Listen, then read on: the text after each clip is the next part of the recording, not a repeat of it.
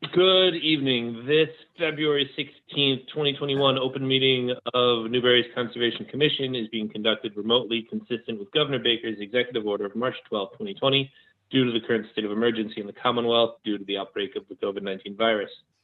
In order to mitigate the transmission of the COVID-19 virus, we have been advised and directed by the Commonwealth to suspend public gatherings, and as such, the governor's order suspends the requirement of the open meeting law to have all meetings in a publicly accessible physical location. Further, all members of public bodies are allowed and encouraged to participate remotely. The order, which you can find posted with agenda materials for this meeting, allows public bodies to meet entirely remotely so long as reasonable public access is afforded so that the public can follow along with the deliberations of the meeting. For this meeting, the Conservation Commission is convening by Zoom as posted on the agenda, which can be found on the town website. We are now, let's see, before we turn to the first item, permit me to cover some ground rules for effective and clear conduct of our business and to ensure accurate meeting minutes. For any discussion items, I, the chair, will go down the line of members, inviting each by name to provide any comment, questions, or motions.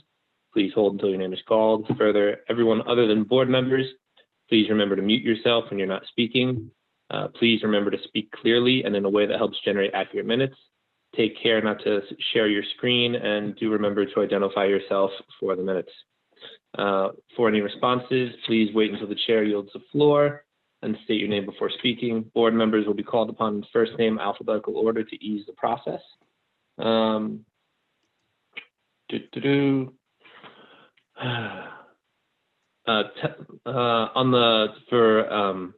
For discussion, please use the raise hand function.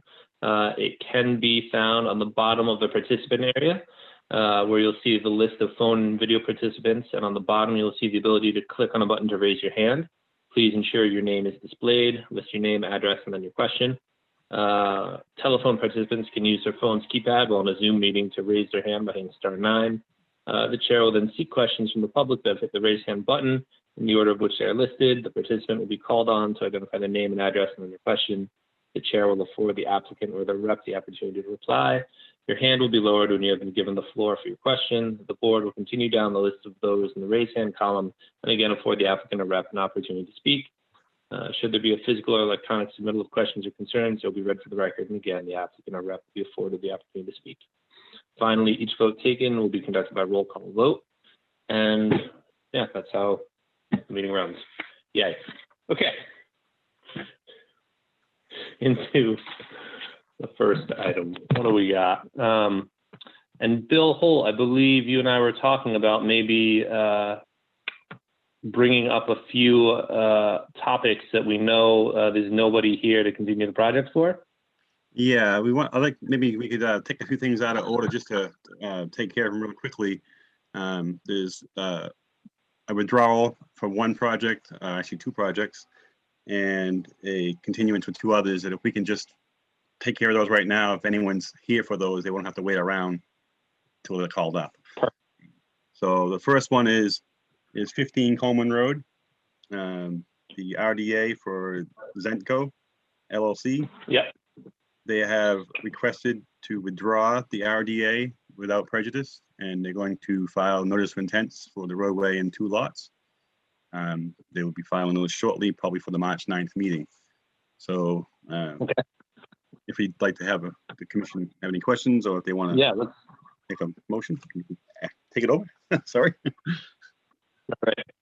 All right. So then technically, I suppose I'll open it and then we'll take it from there. All right. So first up, we have Zenzo LLC, 15 Coleman Road, an RDA for an 8-lot open space residential development project that includes a 400-foot roadway, 6 new single-family homes, and renovation of existing single-family home with associated stormwater management, utility, access paths, and limited grading work within the 100-foot buffer. The applicant has requested to withdraw the application. So going to the commission, does anybody want to ask a question of Bill before we move on this?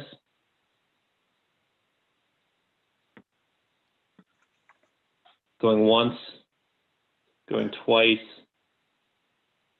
No questions, no hands. Okay, good. Yeah, let's let them withdraw. Motion to withdraw without prejudice, this applicant? Second, All right, roll call. Benjamin, Yes. Bill. Who's Bill? Did you put your thumb up, Bill? Yeah, there you go. Daniel. Yes. Kevin's not here. JK.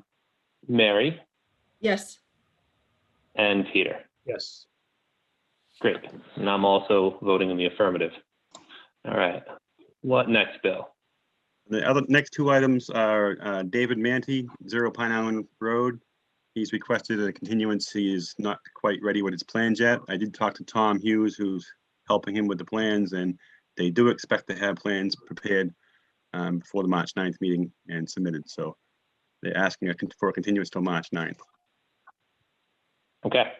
So let's open this one up. It's we've got David Mante at 0 Pine Island Road, map R30, lot 5, DEP number 050-1330. This is a continued NOI to construct a dock/pier, ramp, and a floating dock within the Salt Marsh Resource Area and ACEC. And so going to the commission, sort of for follow-up questions for Bill, if you want to ask anything, going once, going twice. Sold. Sorry, Bill, Okay. they're well aware of the dock policy, correct? I think I've asked this before. Yes, they are. Okay. Yep. That is all. I make a All right, motion great. to continue the meeting to March 9th. Second. Beautiful. Okay, roll call. Benjamin, Yep. Bill Lord, Daniel, Yes. Mary, Yes. and Peter. Yes. And I'm also voting the affirmative. So which other one, Bill, do you have that we can? The Take next off one the is Justin Leonard, 3 Southern Boulevard. Again, not quite ready to submit the final sketches that he needs. So he'd like to continue to March 9th. Great. All right, so let's see. This one is Justin Leonard, 3 Southern Boulevard on Plum Island, DEP number 050, still TBD. They haven't gotten the DEP number yet, it looks like. Nope. This is a continued NOI to restore an existing small parking area. And so again, going to the commission, going once, going twice for any follow-up questions to Bill, anything you'd like to know. Sold. All right. All right, who's Make a throwing motion to their? continue Who's to throwing March their? 9th. Second. Thank you, Mary. Thank you. All right, roll call. Benjamin, Yes. Bill, Daniel, Yes. Mary, Yes. and Peter. But of course. And I, of course, will also be voting the affirmative. All right. And the last Bill, item. I love this. The last item I Keep it have up. is actually not on the agenda. It's the 14th Street Emergency Access roadway, the town's project. They have submitted a letter to withdraw notice of intent. They're gonna refile when the new plans are prepared for an alternative route. That meeting is actually next week, and if we accept the withdrawal today, we may be able to cancel that meeting if that's the desire of the commission. I know some of the abutters are here. They were asking me today what was going on with that. And I already told them that it was going to be withdrawn. The notice that was going to be withdrawn and a new one submitted. So maybe we could just take care of that tonight if the commission is willing to do so. It's up to the commission's desire. I think I sent you the letter requesting it earlier today, so. Are we allowed to?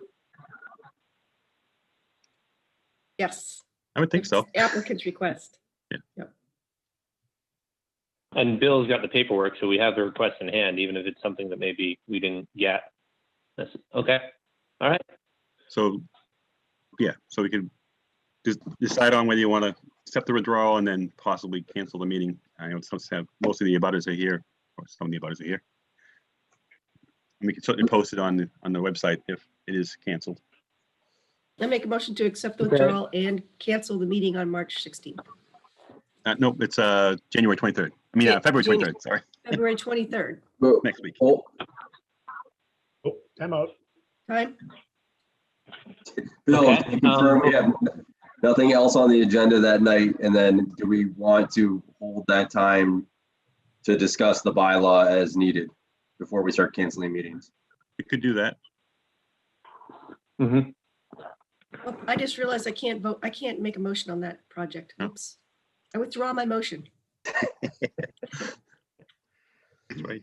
Well, and before we go with the motion, do we want to have a public comment period here? If anyone wants to ask you a question, Bill, about that process before we, move forward with this?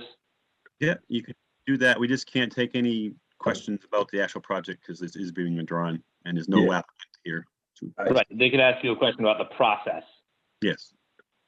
Yeah. Okay. So that being said, if anybody in the audience wants to ask Bill Holt a question about the process that we've got going forward, now is sort of the time. Put your hand in the air, wave at the screen. Jimmy Like Stewart's Jim saying Stewart. thumbs up. Okay, as soon as he wants to talk. Hi, can you hear me? Yes, sir. Yeah. Great, thank you very much. We just want to know if you're going to accept the withdrawal.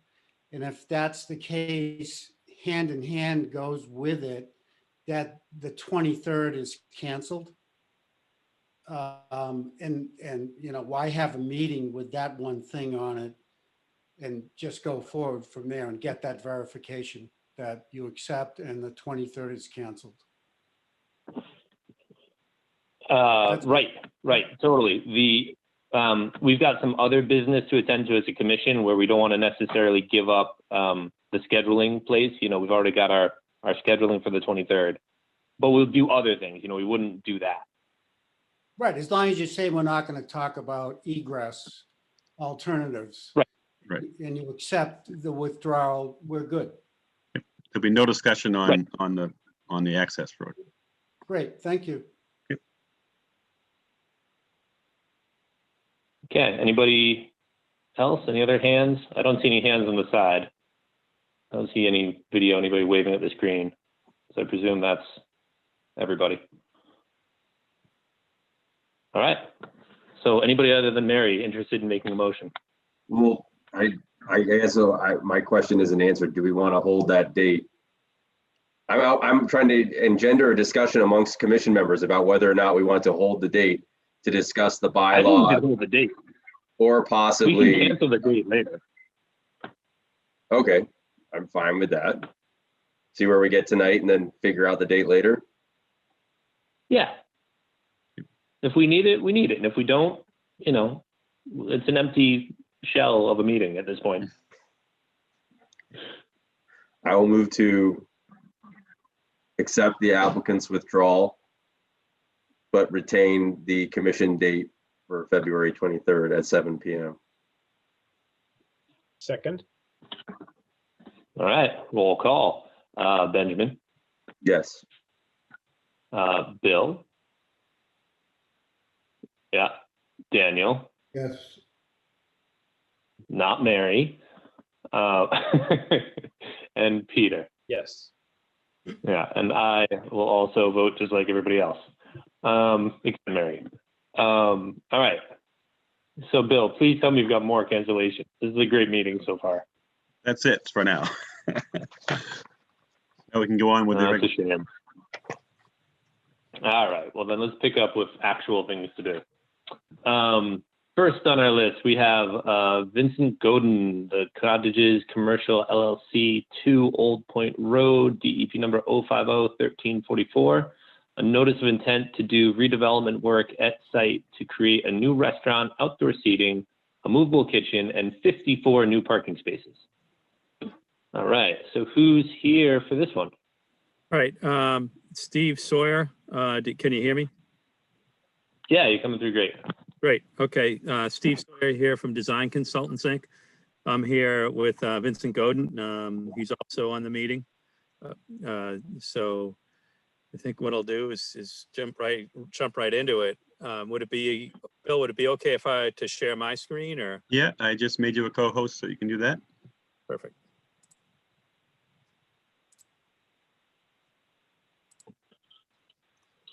Can we see this? There it is. Okay, perfect. All right, so here's the existing conditions plan. We have, it's 2 parcels, 2 Old Point and 8R Old Point Road. Right here is the existing Angie service station. I think everyone's familiar with that. Behind it, there's a small residential structure. And then along as you work down Old Point, we have the garage, a second garage. That this is actually the building that we're going to maintain and renovate into the interior portion of the restaurant. And then in the lower north is Plan right on this. In the lower corner, there's an existing residential dwelling that will be maintained. And then we're bounded by Old Point to the west and Plum Island Boulevard to the south, and I believe that's McLeod to the east.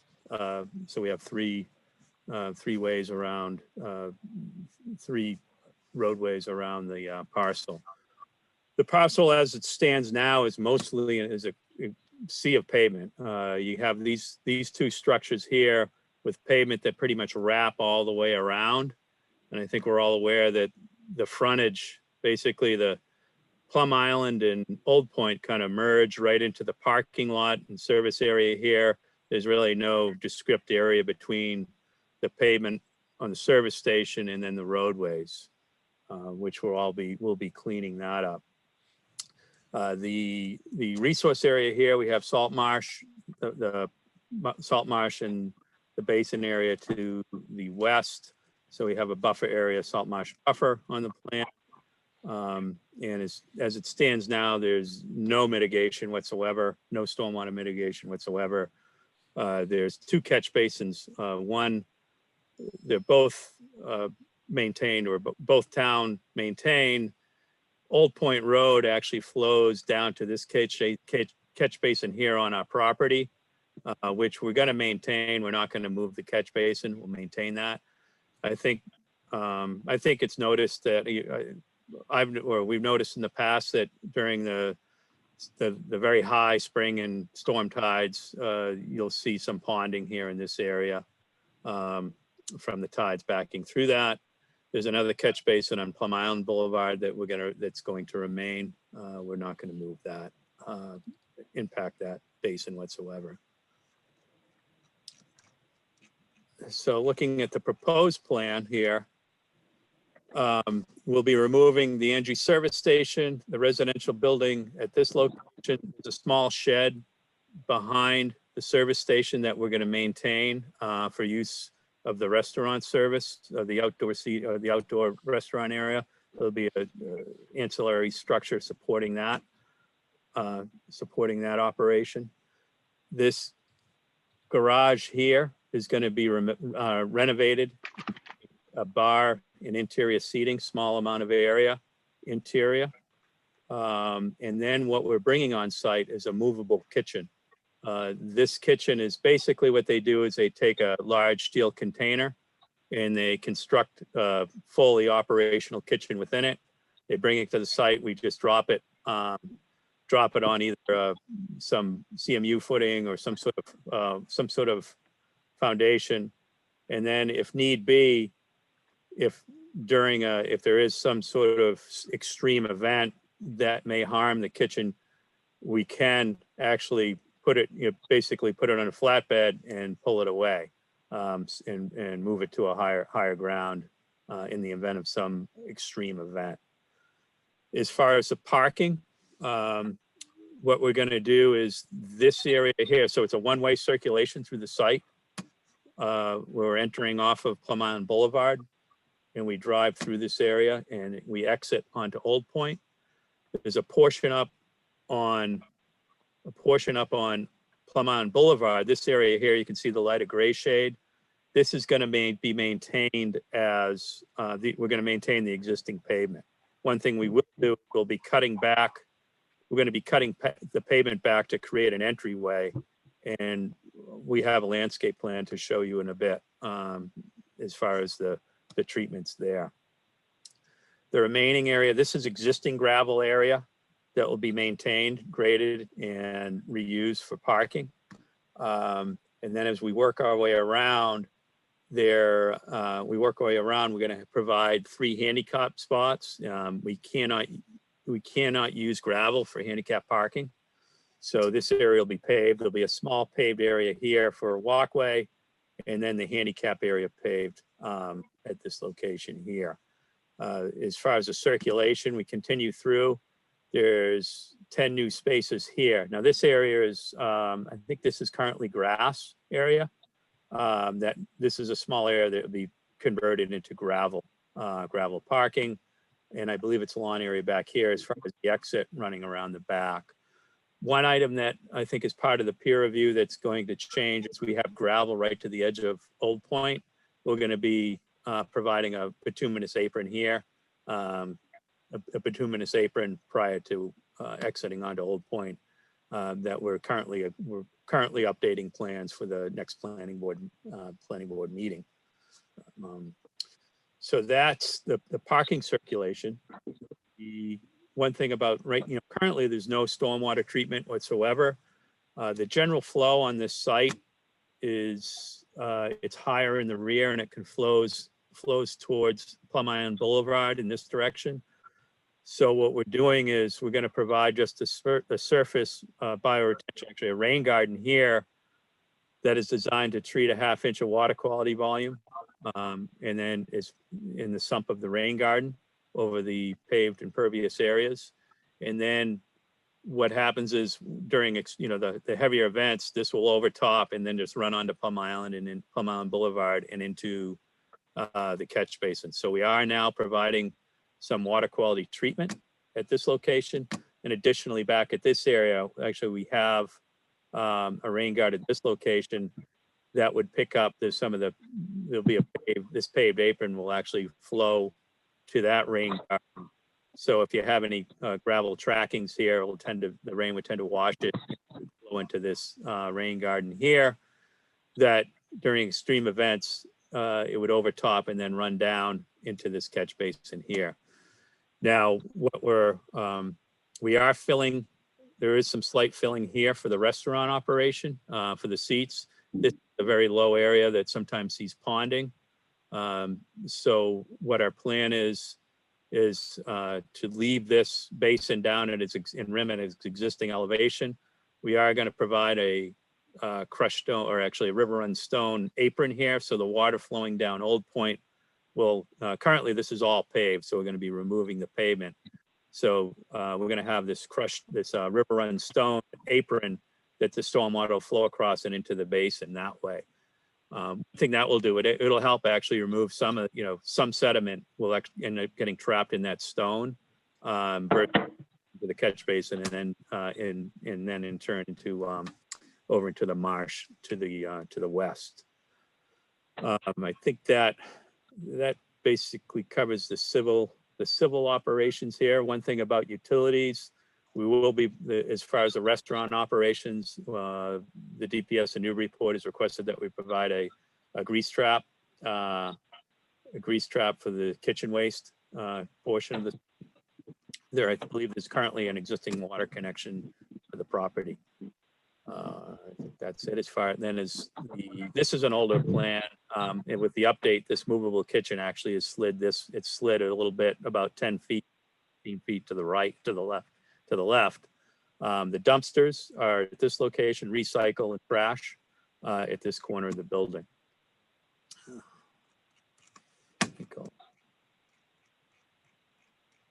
So here's a demolition plan just showing demolition of the buildings, building area. This is, if you see these two areas here, this is the only area where we're removing lawn. It's not doing grass or anything. It's just manicured lawn or in fair to poor condition that will be removing for our parking and egress and exit activities. It's not hatched here. There's a tremendous, actually I probably should have, it would have been much clearer to show the extent we're removing a tremendous amount of pavement also around this whole area to remove removing the bituminous pavement on the site. Some detail of the rain garden. It's going to be a standard rain garden. I had thinned up the bioretention media here, the soil media. We're in discussions with the peer reviewer regarding thickening it back up to the DEP recommended 30 inches, which we probably end up just, instead of the 12-inch, we'll end up with, I believe it's 30 inches of soil that's recommended in the DEP regulations for the rain garden.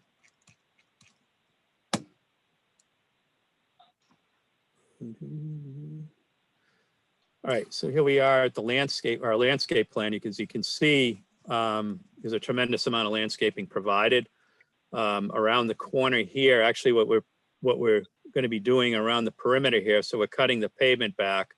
So actually, this is an older plan which will be updated for the planning board. There was questions regarding where we're going to be cutting into the Plum Island or into the Old Point Boulevard right away, which there were some questions regarding that. So what we're doing is we're pulling this area back and lining it up with the property line. So this landscape areas are going to end up sliding a little bit to the east or to the bottom of the page here. But the general treatment here around the perimeter is going to be a bermed, sort of a berm sand dune type planting with native American beach grass around this perimeter.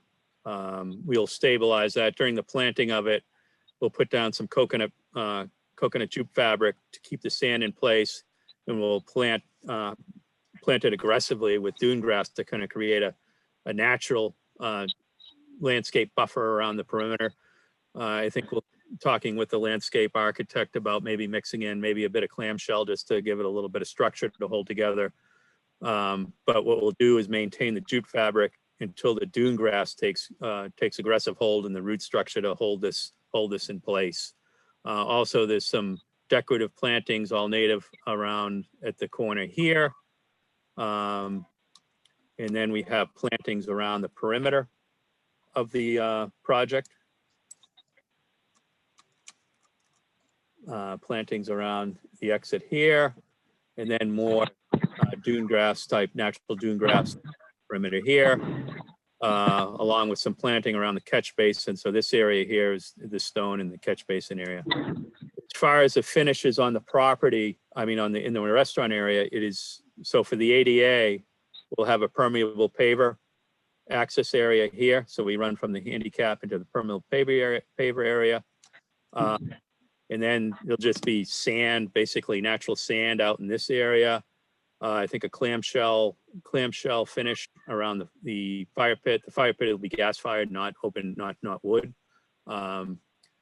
Also wood, a wood deck mat running through here with picnic tables and high tops located throughout. This is an existing concrete apron that is to remain. We're going to keep that a concrete apron that's going to remain in place. The restaurant, indoor restaurant area is located here. There's some doors that'll open up onto that. Actually, I do have some, I think it's very, our architect put together some good renderings, and hopefully I can find those. Plum Island, there it is. So I'm just going to run through the renderings quickly. So this is looking into the paved parking, looking through. Actually, there is a large tree, 24-inch large tree that we are maintaining. We're protecting that tree. So you can see the mixture of switchgrass. There are switchgrasses and different grasses, and I think inkberries, different type of inkberries planted on the property. So this is looking basically from probably standing where Angie's service station is, looking towards the renovated restaurant.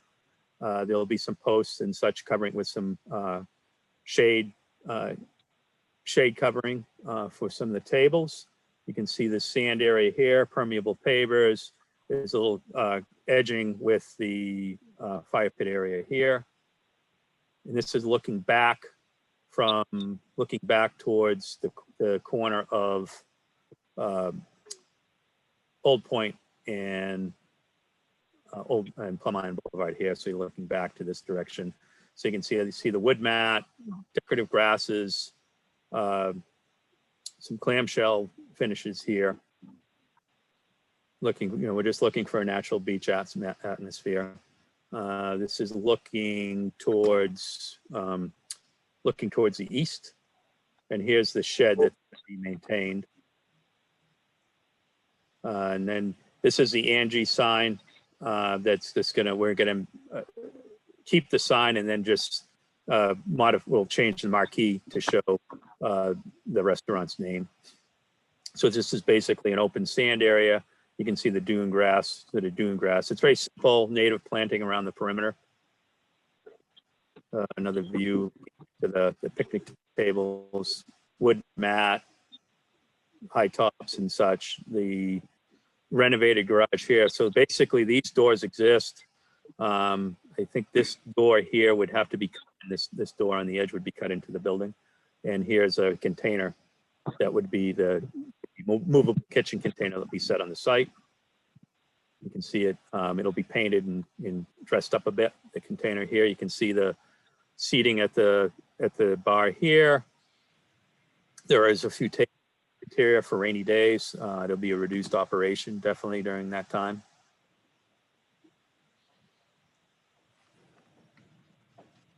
And I think, okay, that's that for that.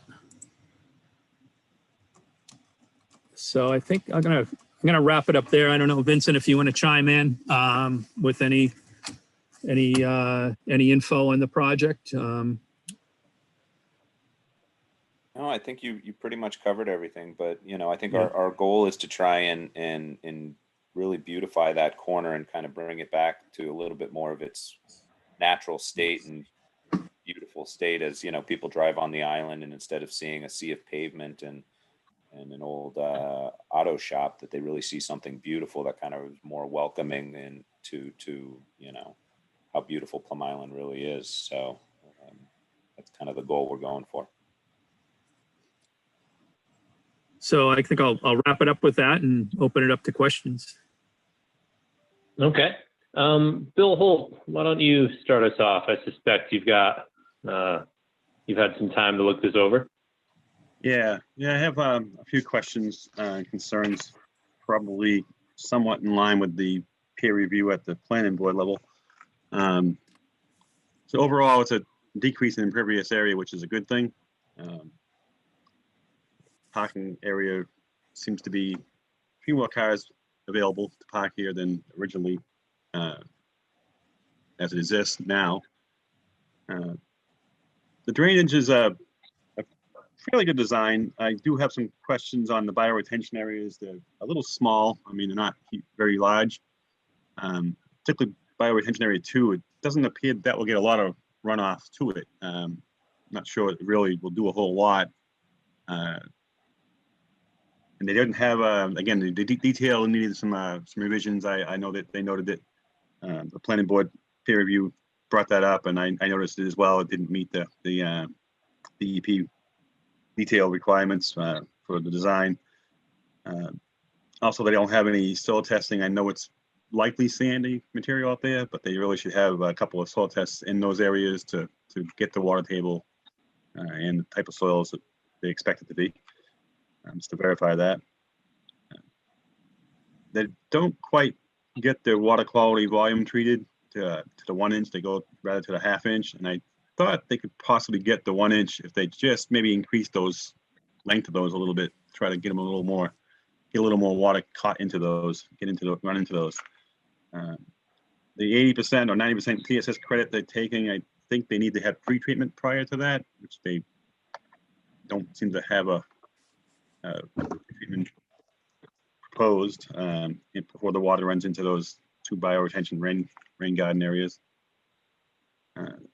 They use the appropriate rainfall values. I didn't see any time of concentrations noted in the drain calcs. Small site, small sub catchments, they probably don't exceed the minimum 6 minutes time of concentration. But if they can just demonstrate that, that would be good. I noticed also the curve numbers for the gravel. They use the runoff curve number of 76. Gravel I've seen usually a little higher than that. I don't necessarily think it's impervious. I think it has some impervious value. Probably in the order of somewhere in the mid 80s to high 80s, but I wouldn't go to the 90s. But I think the peer review on the planning board, he was looking for a little higher number than that. I'm okay with somewhere between those two. It'd be more appropriate, I think, for gravel. Use the poor condition for cover. I think it should be a fair condition as a minimum for ground cover. They don't really show any recharge calculations. I know it's a that's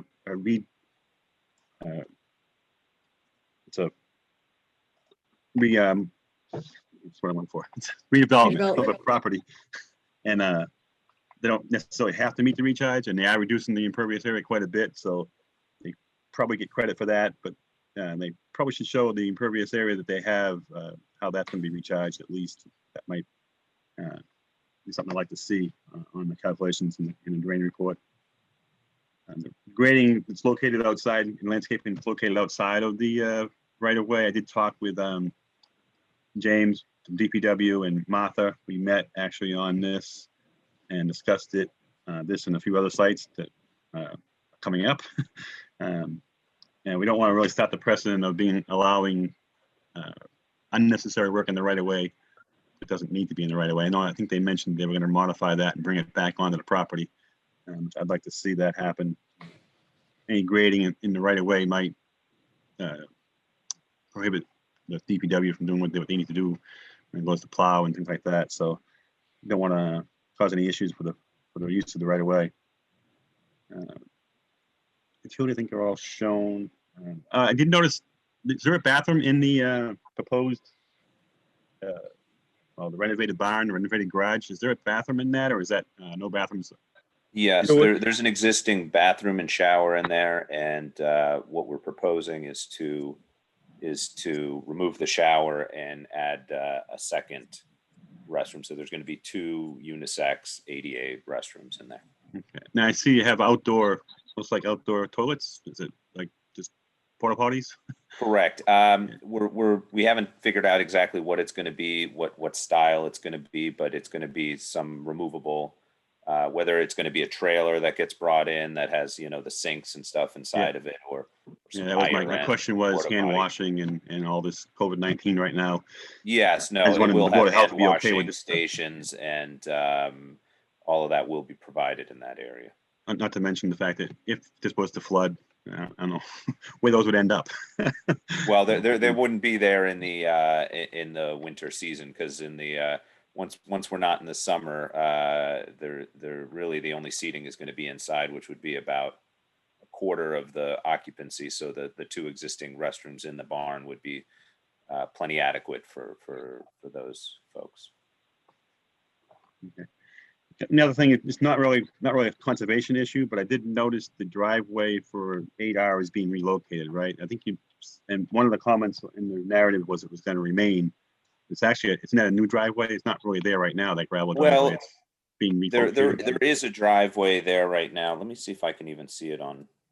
Oh, you're talking, yeah. Hold on a sec. 8R is the house that's down in the northeasterly corner, I guess, northeasterly corner of the property. Correct. That belongs to you, the owner of the property, right? Correct. Yes, I own all the homes that surround this. They were bought at the same time from the Machiros family. Yeah. So currently there's a driveway where he is showing right there. There's a private driveway that we have that crosses through the property, and there's an existing like a P stone driveway that sits right in front of the house. And that is going to remain. So they're just going to turn right onto the P stone right there, where he is showing. And the same number 11. Do you own number 11, which is just north of that? It is the one just to the right of right there. Is that have access also off of the side street here, or is it the parking lot? Yeah. So what is going to happen there is we own all the properties along McLeod. So what is going to happen is there's going to be a driveway. The driveway will go all the way up McLeod and then curve around the properties and come back down towards, so the driveway that he has to the right there continues Yep. all the way up to the top, and it's essentially going to create a Okay. loop. All right, I see that now, yeah.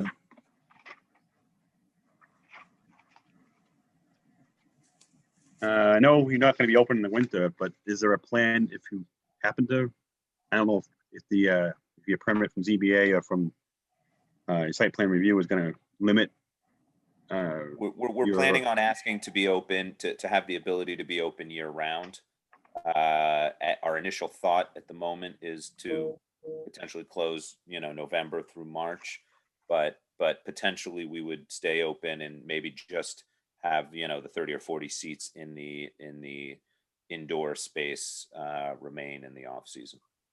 Okay, so your snow storage would be in the parking area then at that point? or- Correct. The parking area where it says 22-foot drive aisle on the right-hand side, that area right there, that would be essentially where we would collect it.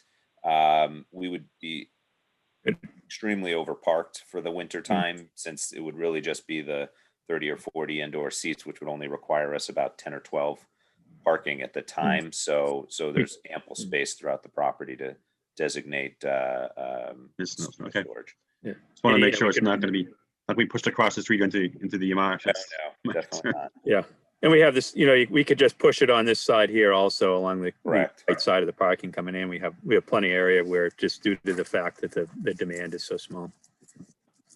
And I noticed on the O&M, you mentioned roof drains. I don't know if that's an oversight, or I didn't see roof Yeah. drains on these plans Yeah, that here. was that might have been a remnant that ended up in there. All right. I did talk to the building inspector. I guess you've gone to the ZBA and we received a special permit for the use, and you're before the planning board now for site plan review. And I asked him about the mobile kitchen, if that was considered a structure, and he said it's not a structure, not a permanent structure from a zoning standpoint. I guess the only other question I have is the sand dunes, or dunes that you're creating, the mounds of sand that you're creating. What's the maintenance going to be required on those if we get a storm that washes those away? I mean, you're going to have to, unless you might have to restore them. Is that something that you're planning on doing if it happens? Or are you going to come back to get the work done? Or is that something that Well, we have to deal with? Yeah. Absolutely. If there's any erosion or damage to those, they'd be resculpted and planted. The thought is, okay, that they'd remain it would have to be some sort of really extreme event for something to happen there at that location. So they will be aggressively planted. I guess we could get some scour in there, but the thought is it's an AE. There should be limited dynamic action on the dunes. And if there is any damage, they'd have to be restored. Okay, that's about all I have for right now. I hand it back to Brian, the chairman, for any other Okay, thanks, Bill. questions. Yeah, let's go around the horn. Let's let everybody have their questions. Benjamin, why don't you start us off? Yeah, thanks. I think right now at this point, obviously Bill had a long slew of questions. Just in looking at the plans, I recognize that it's a quote unquote mobile kitchen, but eyeballing this, I don't see you getting that mobile kitchen out with the design that you have. Have you guys really looked at that, at the space you'll need? I mean, you're gonna have dumpsters in the way. Can a mobile kitchen drive over the grease trap? I assume it can. And then do you have enough clearance around that corner to get it out? Because when you're talking about a flatbed with that thing on the back, that looks like a very, very tight squeeze to me currently. So I think that having a mobile kitchen is great, but from the perspective that we need to worry about, you need to show us that you can get it in and out. Right. Yeah. From a flooding event, we can get outside of the 500-year flood zone by just going right and not actually leaving the property, but just or going off on Old Point. But if you just go straight up the hill that is directly to the right and straight up, 100 yards, you're out of the flood zone there. Yeah, I'm more concerned about making that corner, putting that on a flatbed and being able to turn and make it move, or, move it, I guess. Yeah, we can just run a quick, we can run a quick turning movement on that. The thing is, if you start, this movement here running around, this movement here should not, just eyeballing it, I think we should be okay. And of course, the shaft, of course, will be H20 loading, so there's no issue with driving on it. Okay, cool. Yeah, I'll do a quick turning movement on it. I mean, unless you got something with a crane, I think you're going to have twice the length of that thing or more to back a truck up to it. And I don't see that on the plan. So that's just me eyeballing it, though. So I think I'd like to see some real analysis of that. And then really sorry to be super ticky-tacky, but I noticed in your abutters list, the 100-foot boundary only covered the 2 Old Point Road lot, and it looks like you have a lot of work on 8R also. So do you need to be including notifications to more abutters than you did? I actually believe we've notified for both lots. Maybe it wasn't included. The paperwork might have been included in the NOI, but I know when Stephanie pulled both the planning board and Concom, I believe it was for both 8R and 2. Okay, yeah, I'm just going off of what you provided on page 25. All right. Of the narrative, and it did not. The locus map didn't show. The shaded area didn't show for 8R, just for 2. So yeah, I don't even know. I know for the ZBA and planning board, they were both included. I to be honest, didn't notice for this particular. Yeah, I know. I submitted them both. I submitted both applications of planning, the butters list request, both of them at the same time to the assessors, to Stephanie Sergi, and I'm 99% sure I know I paid both fee. You had to pay. There was double the fee for it because there were 2 lots. So. Yep, I think that right now that's all. I'm still trying to absorb everything, and I think outside of what Bill had, a lot of great points, but that's where I'll leave it for now. Okay, thanks, Ben. Bill Lord, anything from your end?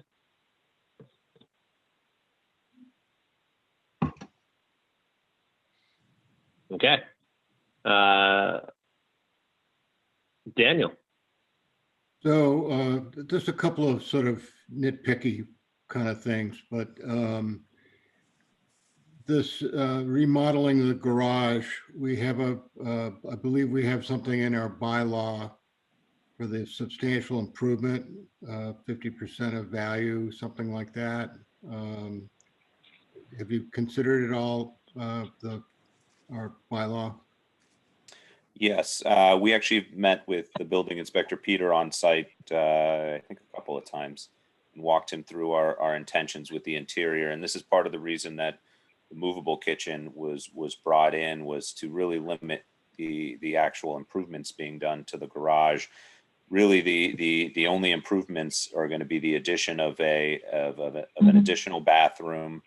There will be a walk-in cooler installed, but that's really a kind of FF&E item that just gets kind of just placed in the structure. A bar is going to get built, but that's really a removable FF&E item. So from a perspective of, yes, there's some electrical and some plumbing getting done, but it is rather minimal. And Peter was in agreement that it was well under the required, the 50% rule. Okay. Did I notice that the fence behind the garage there, to the north of the garage, was that a solid fence? I noticed the same thing when we were showing that. It's supposed to be a compliant fence. I have a feeling the architect just pick that particular fence for his 3D image, but I did just notice that when we were going through that it was not 50% permeable like it You're should be, but it will be. Planning to do 50, that's good. I'm just kind of wondering about these bioretention areas on Plum Island. Typically we don't like a lot of organic material there. And that's maybe one part of it. And the other part is, I mean, if this, area floods, what's that going to do to those plantings in there? Do you have to kind of adjust the planting in the bioretention areas to maybe so that it will be a little bit more salt tolerant? I don't have an answer for that. Yeah, I'll check with the landscape architect, but I think most of the plants are fairly hardy, tolerant, beach environment, salt tolerant plants for these. It's one thing about this is a poster child for redevelopment. We're removing a tremendous amount of bituminous, and you think about it logically, you have stormwater that'll be, okay, the gravel, it's going to be basically running across sand, which most events, I'm not sure how much water, it's just going to hit the sand and kind of get absorbed into the sand. I don't know how much water is actually going to, we're here, in a beach environment trying to address to the best extent practical, the DEP stormwater regulations, which, we're trying to meet it in a reasonable manner. And that's, logically we're looking, okay, this is a beach, or it's sand. So how much runoff will we actually generate? It's questionable. Okay, I think that you've answered my questions at this point. Thank you. Thank you. Thanks, Dan. Mary, you're up. I want to say that I love this project. I think this is great. I think, it's a real major improvement to this area. I just have a couple of questions. And one of them is the flood zone. Steve, can you remind me if it's an A zone or a B zone here? It's A zone. It's A, okay. Yeah. So I had the same question as Dan about the bylaw, and maybe you could just provide some documentation on how you comply with the redevelopment standards in the bylaw so that the building doesn't need to be elevated. And just, provide the backup on that. That would be helpful. It looks like the southern portion of the site is also in ACEC, which isn't shown on the plan. And that, I think practically, the only issue would mean that your stormwater would have to treat the full 1 inch, which Bill had indicated he'd like to have anyway. So it might mean increasing the size of your bioretention basins, and you probably need some pre-treatment, at least for the impervious areas. So I don't know if that means a catch basin in the paved parking areas that can be directed to those. Yeah, Mary, actually, you couldn't, with a catch basin, it ends up with, any kind of catch basin with sump wouldn't work because you end up with, this has to be all sheet flow, has to be surface. Too sandy, okay. Well, yeah, no, just because we end up too deep, all of a sudden your outlet would be 2.5 feet below. Oh, right. Yeah, so right. end up too deep. So maybe surface swales or something to address that. And I understand it's redevelopment, but because we are at ACEC, you kind of have to do that extra effort. Mm-hmm. I would like to see the planting plan for the rain garden, and I don't know if that's been submitted, or the bioretention areas, for the whole site, actually the landscaping plan for the whole site, but just to take a look at the salt tolerance of those. And I agree that it's probably unlikely that they're gonna be wet very often, but they should just at least be hardy beach plantings. And yeah, I'm sure you want that to be consistent with beach anyway. There's some really good soil stabilizing shrubs that can be used, so that would work well and are pretty hardy and tolerate a wide range of flood and drought conditions. So Let's see, what else did I have here? I'm assuming you're abandoning the tanks that are there, the gas tanks are coming out, or they've already been taken out? They were already removed before we purchased I believe they stopped pumping gas in the early 2000s. It was the final round, 2000 or 99, 2000 or so. And they went through the whole DEP process of having them removed and certified. And we had it again tested when we purchased the property a few years ago, and everything was clean. Okay. And then the wood mat, is that seasonal as well? The wood mat The walkways? thought was that it would stay there, but that's a good question. It's likely to be somewhat sturdy on there as opposed to something that can just get rolled up. Yep. So the thought would probably be to try and keep it there. We're not really Okay. we're not gonna be doing snow removal or anything on that site anyway. So it shouldn't get disturbed. Okay. And I agree with the comment on the compliant fence, the 50% open fence. So that's all I have for now. Can you also Okay. just tell me what the change in impervious area is? I'd probably have to, it's got to be about a 30 or 40% reduction. I'd have to open Yeah. up a lot of calcs. Okay. If you could just have that for whatever supplemental information you're submitting, that would be great.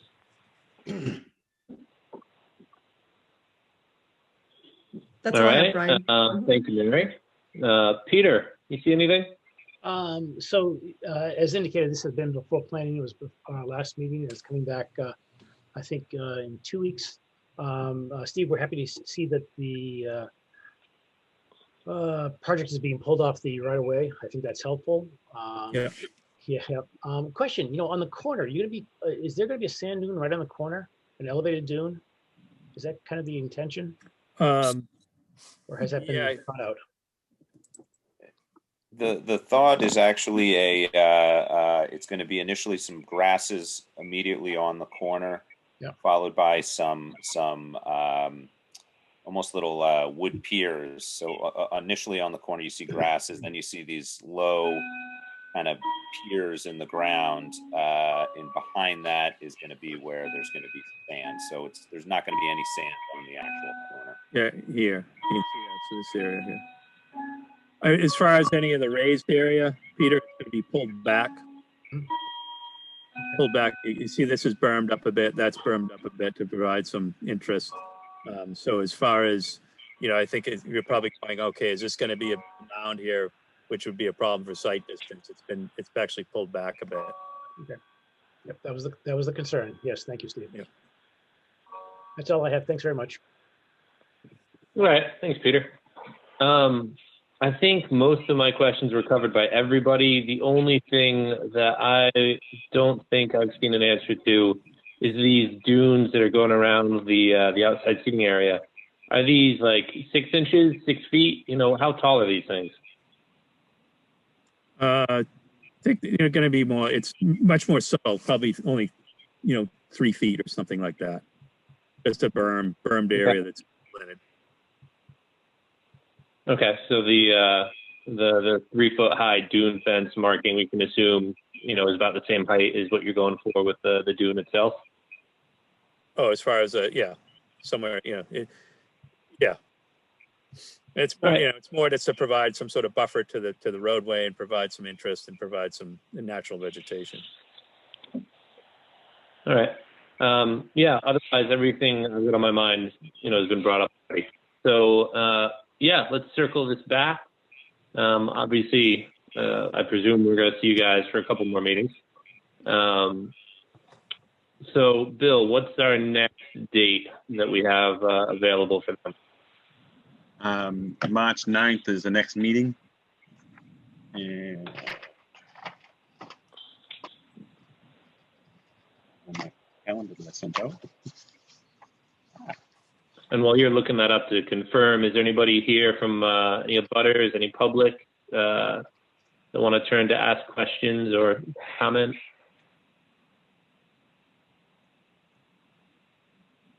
Not seeing any hands being raised on the sidebar.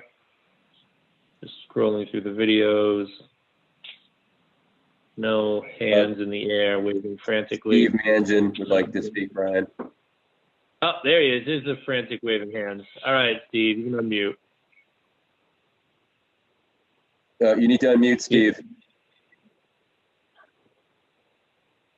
Or maybe you need to be unmuted.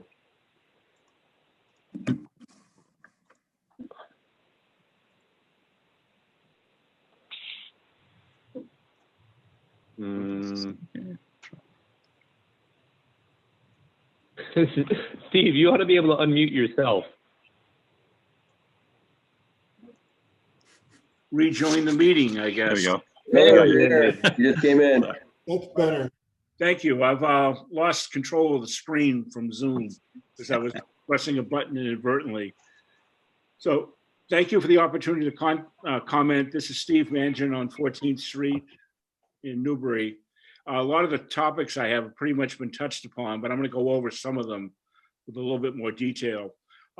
First thing on my list was to mention the plans. And I understand that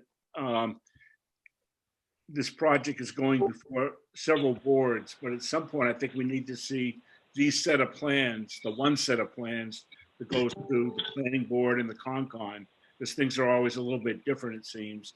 And I think we ought to be able to review one set of plans. So that's sort of a to-do in my list. Something that and tell me to stop talking about, because I can't see you at all right now. Mention was made of how when the underground tank was pulled many years ago, the soils were tested. And I'm wondering when the service station building comes down, whether any soil testing needs to be done, should be done there. In my experience, wherever oils and solvents are handled, there's always been the potential for stuff to get into the subsurface. So I'd ask the Concom to consider whether any soil testing should be done beneath the former service station area. Dunes. I too share the concern about the dunes, both from the O&M perspective as well as the visual perspective. Certainly as one comes off of Old Point Road and tries to turn left, that's going to be an interesting traffic pattern to begin with, and whether the visuals are going to be degraded as people are coming down Plum Island Boulevard and intersecting with Old Point Road. It's sort of a concern, and I don't know whether that's something that the police chief needs to look at, or the Concon does, or the planning board does. But I think that visual impairment is going to be an issue, perhaps, with the dunes. I'm a little bit concerned about the mobile kitchen per se, particularly if things go well economically. You know, the restaurant, which in general I'm in favor of, let me add, but it's always tough to build things on Plum Island. But if the indoor dining is available all the year round, then the mobile kitchen does become, in effect, a permanent structure, I think. And whether that needs to be thought through a little bit more by the various boards is something that I just want to put out there. But when does a mobile kitchen become immobile? And does that mean it needs to be built and constructed in a slightly different way? One thing I heard the applicant making earlier was about the restrooms and how it seems to me, I heard the word of restrooms are on wheels. That is a mobile restroom. And actually, that's something I would strongly favor, rather than having porta potties in that area where a sudden flood event could cause some interesting problems with porta potties going akimbo. I'd much rather see something that's on wheels that can be towed away, much like the mobile restaurant. I know there are some that are handicapped accessible that are out there. And a letter that I sent to the Concon, I gave as an example a link to one that might do the job. I'm not endorsing any particular one, but I really would ask the Concon to strongly consider having truly mobile restrooms, which could also have water, by the way, but to have mobile restrooms be part of the plan rather than porta potties sitting on the ground. fire pits.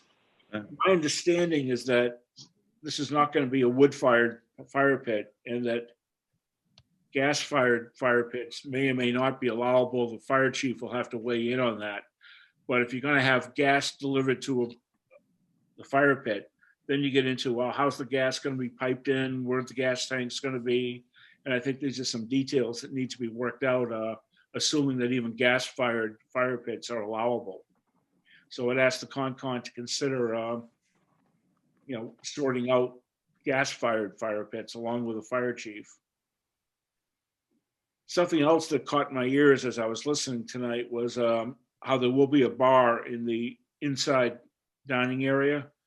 And I guess that means that some provisions have to be to assure that alcohol doesn't make its way outside of the building. And I presume that outdoor alcohol consumption won't be allowed. Again, this may be more of a concern for the planning board than you guys, but I just want to raise it. And let's see. Oh, I know. Finally, snow management. I can imagine on a parking lot, it's so often the case you get a lot of dripping fluids coming off of cars. And I don't know that the Concon should or needs to worry about it, but certainly we start plowing snow. And I believe their snow management plan is a good one, and it's going to be in one corner of the property. But are there any issues with the snow itself becoming contaminated with auto-related fluids, in which case some other thing needs to be considered, perhaps even hauling the snow off island or to go to some snow melt operation. Just want to throw that out there because there's going to be a lot of traffic going to this facility or a lot of parking at the facility, and that could cause some sort of contamination problem when the snow is piled up. So with that, I think I've covered my list of one set of plans, soil beneath the auto repair shop, questions about the bar, the dunes, alcohol, snow management, restrooms, the mobile kitchen, and fire pits. And just to give a heads up to the applicant, when we go back before the planning board, I'm going to be asking some questions about traffic management, and whether we need a traffic assessment plan as part of the whole shtick of getting this thing approved.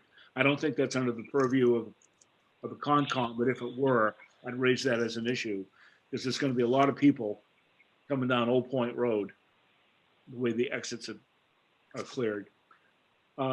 With that, I'm done, and I thank you for your patience as I had to wave my arms to at least get your attention. So thank you. All right. Sure thing. Thanks, Steve. All right. So then going back to Bill, we've got a date, right? Yep, we have The 9th, you said? March 9th or March 30th are the next two meetings. Next two regular. We'd like to be, if possible, we'd like to be on the 9th. I think all of the changes we're going to should have wrapped up by the end of the week and submitted to, as far as consistent plans. What we wanted to do is present the same plan we presented to the planning board, and we're back. I think when Peter, I forget what it is. 2 weeks. March. We'll be March 3rd. Yeah, we'll be presenting the same plans both at the next two meetings for planning board and conscoms, because we're running them parallel and in the same plan sets with each submission. Okay. Well, then in that case, I think we're ready for a motion to see you guys back on the Ben. Yeah. What? Yeah, I just say that I think Stephen had a lot to say there, but among the points he made was that we probably failed to pick up on is that typically when there is a propane something with propane on a Plum Island property in the flood zone, we like to see that where the propane is on the plans and get assurances that it's going to be affixed properly so it doesn't become an issue in a flood event. That is actually something that we've been addressing with our architect actually on this morning. on a call with him in discussing that. So that will be on the next plan with the exact locations of them. Perfect. Like I said, like Brian said, I think we're going to see you guys for a little bit here, but might as well get as much as we can out there for you to do. I appreciate it. We're really hoping to try and get this thing open by May if possible. So I appreciate it. Brian, I have one more follow-up. Yeah, go ahead. Just on the soil testing that Steve had mentioned, Steve Mangin. I'm assuming you had a 21E done on the project on the property when it was conveyed, and so can you tell me what the results were on that? Is there any further remediation needed, or what was the result of that? I was not required to do that at the time. I believe that was done when the tanks were removed. Okay. And that would have been filed with I remember having my environmental guy go through it all, and he said everything was done as required and filed with the state. Hmm. Well, Mary, that brings up a good point, because there's a good chance that we had a copy of those and we don't anymore. Yep. So, yeah, we may just need a copy of it for the file. Okay, I can track that down. Mm-hmm.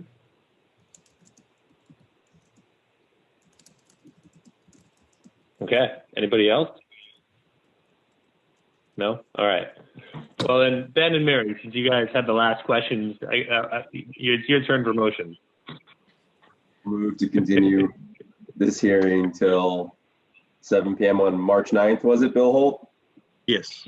Yep. 7 p.m. March 9th. Second. Second it. All right, great. Roll call. Benjamin. Yes. Bill Lord. Yes. Daniel. Yes. Mary. Yes. And Peter. Yes. All right, and also yes for me.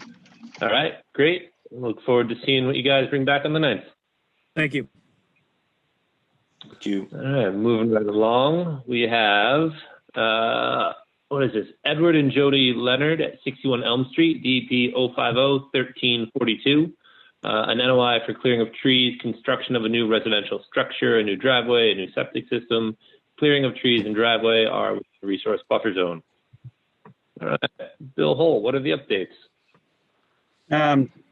Actually, when we let the applicant engineer review the changes, and then I can make any comments, but I think he might be able to address the concerns. Great. Yes, absolutely. Good evening, Mr. Chairman, members of the commission. My name is Matt Steinell. I'm from Millennium Engineering. I'm going to share my screen here so you can see the updated plan. Can everybody see that okay? Yes. So after the site walk and after meeting with the commission at the last public hearing, we took away from the hearing that there was some concerns about the driveway location, as well as the crossing up at the road of the ditch, the culvert ditch along the road for storm drain. So we went back and we looked at the design of the location for the driveway, and we were able to, if you recall, the original plan had a little bit of a sharper curve here. It came in a little closer to the wetlands on this side of this ledge outcrop, and then kind of S-curved up and came straight into the garage. We've since relocated the driveway. It pulled it further away from the wetland. We went from what was originally proposed, a little over 10,000 square feet of buffer impact, down to just under 3,000 square feet of buffer impact. So we were able to reduce it by a good 7,000 square feet.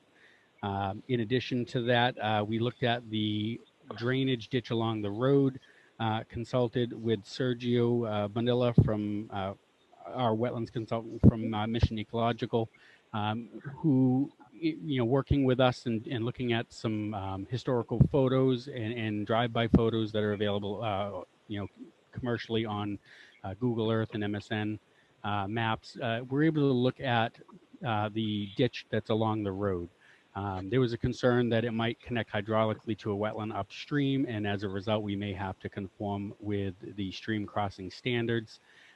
If you recall, when you were on site, it's a rather sizable ditch, but the actual amount of water that's carried through this is, a couple inches wide. It's truly runoff from the road, and so when we ran the stream standards for the crossing, it was going to require a rather large open box culvert, like 4 feet wide, 3 feet tall, to accommodate for everything from the flow of the water that would potentially be coming through it to animals that would need to cross under it.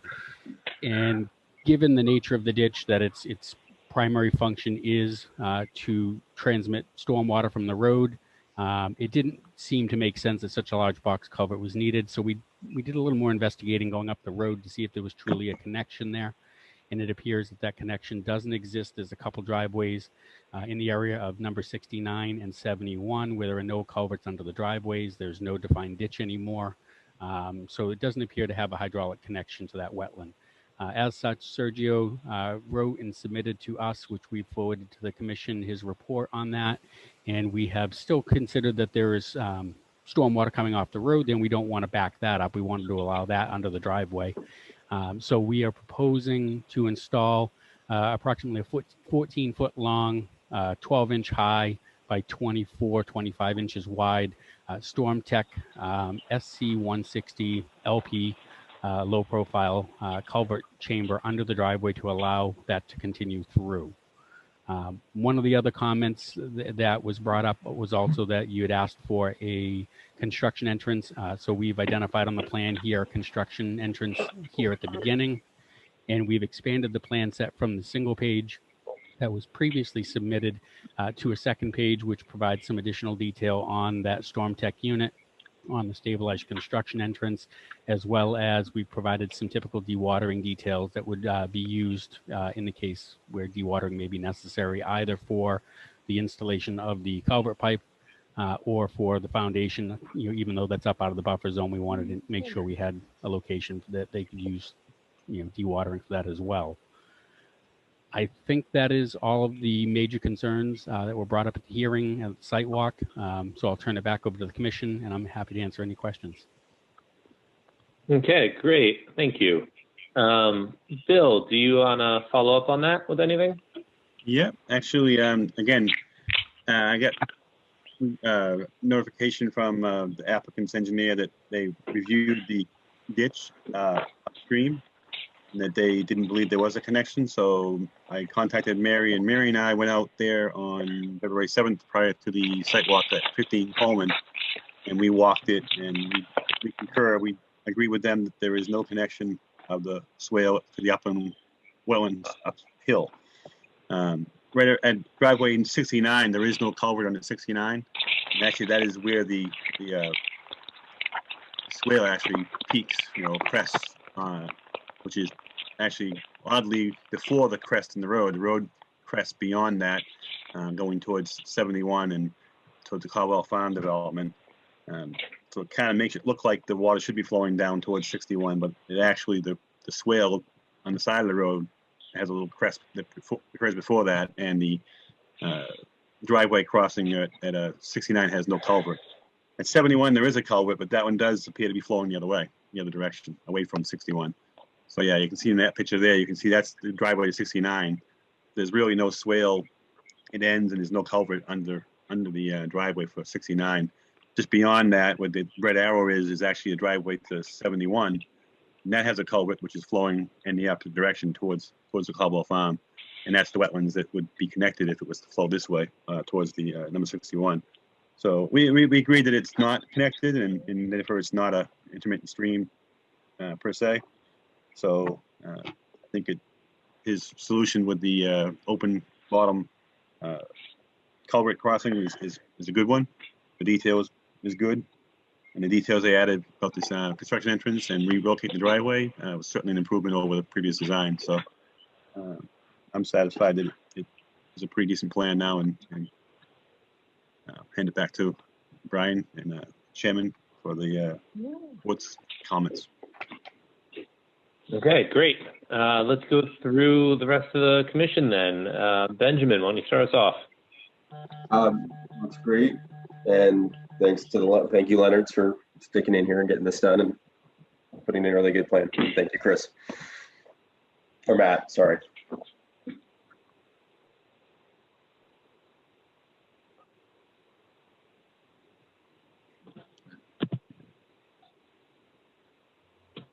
Did we lose Brian? Sorry. Yeah, sorry, I lost you there for a second. Nothing big. All right. Daniel. Thank you, Ben. Yeah, go ahead, Dan. Oh, Bill Lord. Bill Lord. It looks Right, right Bill now. Lord. Yep, it looks very good right now. Good. Thanks, Bill. No Now, concern. Daniel. All right. Mary? Yep, it looks good. I'm really happy with the reduction in the buffer zone impacts. Can you just tell me, Matt, what your maximum side slope grading is for the driveway? Yes, so actually there's very little side slope grading at all as a result of the change. We're going more directly into the hill, so there's going to be a little bit of cutting in some areas in order to maintain the slope going up the driveway. But you can see, we had excessive grading on that wetland side for the previous design because it was designed to kind of ride the slope in a weird angle that forced us to level the driveway out and push a lot of dirt off to the left-hand side. Because of this is predominantly cutting into the slope, so we'll actually have a pitch going up that's steady, that's not going to be too steep. And as a result of, I wanted to point this out to the commission too, this is not really a conservation concern, but a benefit to this change by putting in the culvert pipe. By doing this, we actually raised the elevation slightly over the pipe, and by cutting into the slope, we created a rather long, relatively flat. There's not a lot of slope here, and that was a concern of the applicants coming off of this steep hill, that they would have an area that they wouldn't be sliding in a winter storm, sliding right out into the road. So they've got a pretty good size area in here that's relatively flat now. But you can see we're at a 3-to-1 slope where we're cutting, coming from the original grade down to the driveway, and in the areas where we have to fill as you get up closer to the actual driveway itself. Same thing, we're maintaining those 3-to-1s. Great. And then your erosion control barrier, it consists of what? Can you remind me what you're using? That was the silt sock that was proposed. And I'll point that out as well, that as a result of the driveway moving, we were actually able to push the erosion control much further away from the wetland. And that's now much closer to the tree line clearing, which has also been pushed up, so we don't have to do all that vegetation removal within the buffer as well. Okay. So what size silt sock are you talking about? Is that the detail 18-inch stock? The detail calls for the 9-inch silt sock. The 9-inch, okay. All right, well, I guess we can address that in any special conditions, Bill, if you think that the additional erosion controls are needed. But otherwise, I think it's great. Thank you. All right. Thanks, Mary. Peter, what do you got? Oh, no questions, no comments. Thank you. Okay. I also am, happy with how it turns out, and I think Mary's onto something with the erosion control. So yeah, let's turn to that for a second. Since it sounds like we're all happy, we can move to the order of conditions, and it's just if we want to sort of spec out some SOC details for the order, that seems like the only thing left to do. So Mary, do you want to just sort of keep up with that and run down what's on your mind there? I guess I would just say that it might be warranted in areas where you're coming close to the wetland edge there that you use a silt fence in addition to the silt sock, where you're, say, within the 50-foot of the wetland edge. That's just the entrance there. Does that seem reasonable to you, Bill? Yeah, I think that's a good idea too. Yeah. Okay. The applicants are here tonight, but I can speak for them. That's relatively inexpensive, and be happy to make that adjustment. Sure. Okay, great. So then it sounds like we're all set with this. So who'd like the motion to move this right along? Butters. I make a motion to approve the project issue order of conditions with a special condition with respect to the location of a siltation fence in areas of work within 50 feet of the wetland boundary. Do we want to check for Butters one last time prior to making any motion? Well, I'm not seeing any hands up, and I'm not seeing any waving at the camera. Okay. I mean, yeah. So I say that. We are being recorded. I should let people know I'm looking.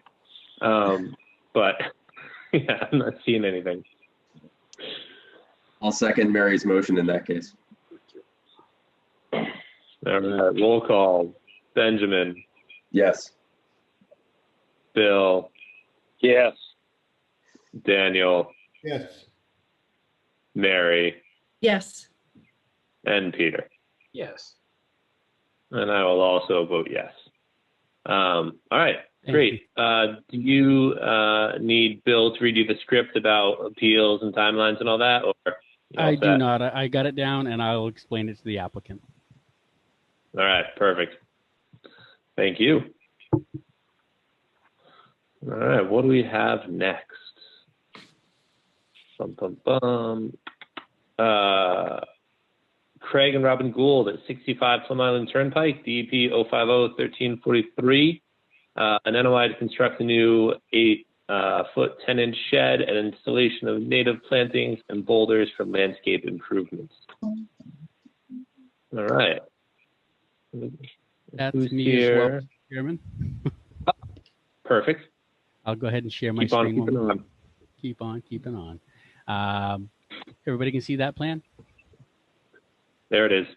So you'll recall at the last commission hearing, we presented a plan that had pretty extensive landscaping proposed around the geoblock wall that surrounds the upland portion of the property, as well as a proposed shed and some additional plantings and boulders that were going to be in the right of way. For the most part, it sounded as though the commission didn't have a concern with what was being proposed, other than that a portion of the work was in the right of way, and we wanted confirmation from the DPW. As you heard on the prior project, and I think to ensure there was no precedent set, the DPW really didn't feel comfortable approving that. And therefore they kind of asked that we revise the plan. So we have changed the plantings to no longer extend out into the right of way. We have removed the boulders that was shown out here, and we have added to the plan one other concern the commission had, that the plantings be of native species. So we had the applicant contact his landscaper, and he came up with basically a tree recommendation for blue spruce, which is a native tree for this area here. And then we talked briefly with the owner about the types of shrubs that he would want to use along the rear to ensure that those were also native. I looked online and I found a nice plant, New Jersey tea, or approved equal. Both of them are listed that way, so the applicant has the opportunity to swap the species out if he's unable to get enough of them from the nursery, or if he decides he likes something different. But what we've done is we've basically said on the plan here that it's or approved equal, meaning that any changes would have to be approved by either the commission or its agent prior to purchase and installation. The final concern that the commission had brought up had to do with the actual shed and how it was going to be attached to the ground, as this is in a flood area. He assured the commission at the last hearing that he doesn't own or maintain any type of gas-powered equipment. It's all electric tools that he would have in there, and we have provided the commission with a tie down detail or product cut sheet, I guess, from Home Depot that indicates 30-inch auger tie downs. They screw into the ground and provide the necessary attachment to the ground to prevent it from lifting if there were flooding there. I think that addressed, or at least we hope that addresses all the concerns the commission had. And I'll turn it back over and answer any questions. Okay, great. Thank you. Bill Holt, anything from your end? No, I have no comments. They basically addressed the right-of-way issues. The DPW didn't say that it wouldn't allow work. Obviously, they will allow work to be done in the right-of-way. When it comes to grading, it's necessary to connect driveways or roadways to existing pavement for utilities and whatnot. It's just unnecessary work in the buffer zone, I mean, in the right-of-way that doesn't add to the public interest, or could take away from the public interest. That's what they're concerned with. So, you know, in this case, the landscaping wasn't a necessary. It wasn't in the public interest to install that landscaping and boulders in the right-of-way. So that's kind of what he was going, you know, indicating to Martha and I. So in this particular case, it didn't warrant DPW to allow that, unfortunately. So, but they did remove it from the plan. So I'm not. They have no other issues with the application. Other than, okay. I think you might add a few conditions like we mentioned before. So. Okay. All right, let's go down the list then. Ben, what do you see? I don't have anything that is problematic. My only concern is whether or not the suggested plantings are salt tolerant enough. So I'd hate to see the applicant spend a lot of money on plantings that die after a few coastal storms. Okay. Moving then, Bill, Lord? Are we concerned with future homeowner storing something else in that shed? I mean, saying you won't put gas in it, but you're not going to be the only owner of that property. At some point, it'll change hands. Is that a concern of ours? It's a fair question.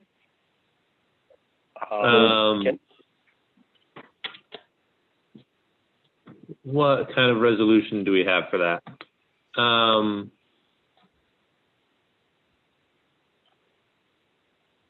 I don't have a resolution. I just have a question of, is that a concern? Right.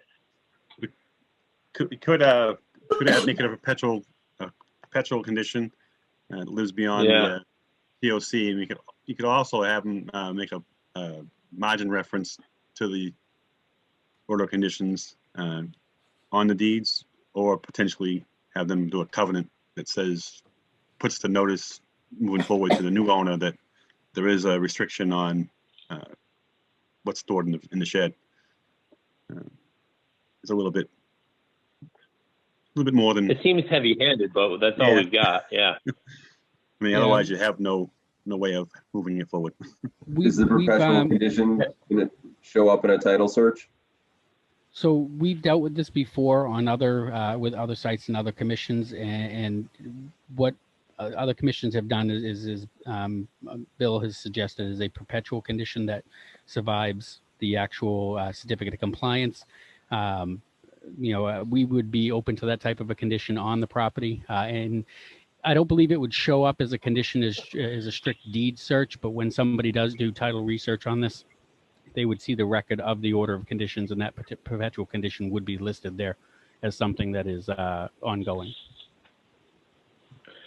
I think the problem with this resolution, right, is that a lot of people, even if they find the order of conditions, and they see it, the perpetual orders are, buried.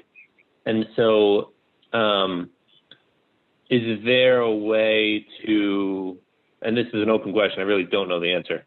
Is there a way to sort of register a separate document that would just be the perpetual condition, so that in a title search, in theory, you just pull up that one piece of paper with that one perpetual condition, as opposed to the whole pile of, small print? There are. I'm not sure how it would be done in this situation. I know with like the Board of Health, we put restrictions on properties all the time for limiting the number of bedrooms, and that's a restriction that is recorded quite frequently and within the jurisdiction and what the state has given the Board of Health the power to do. I don't know whether or not you have that ability. Bill would have to speak to that, but that is, I think the registry would take the document and record it. I just don't know whether or not you can do that. I just don't know. The perpetual condition is there. There's also, as Bill suggested, and I don't know if the owner's on the phone tonight. I don't see his name, so I don't know if he's here. But I know there's an added step to doing it, but there's an added cost to doing it as well. And again, I think Bill alluded to this already, is when we have deeds for properties, oftentimes the deeds reference easements and things like that are separate documents that are recorded, and it just says that the property is subject to an easement from this person, and it lists the book and page. And so there may be a potential for us we'd have to engage the services of an attorney to rewrite the deed, but to have reference to that restriction, and they could point directly to the order of conditions opposed to having to record a separate document.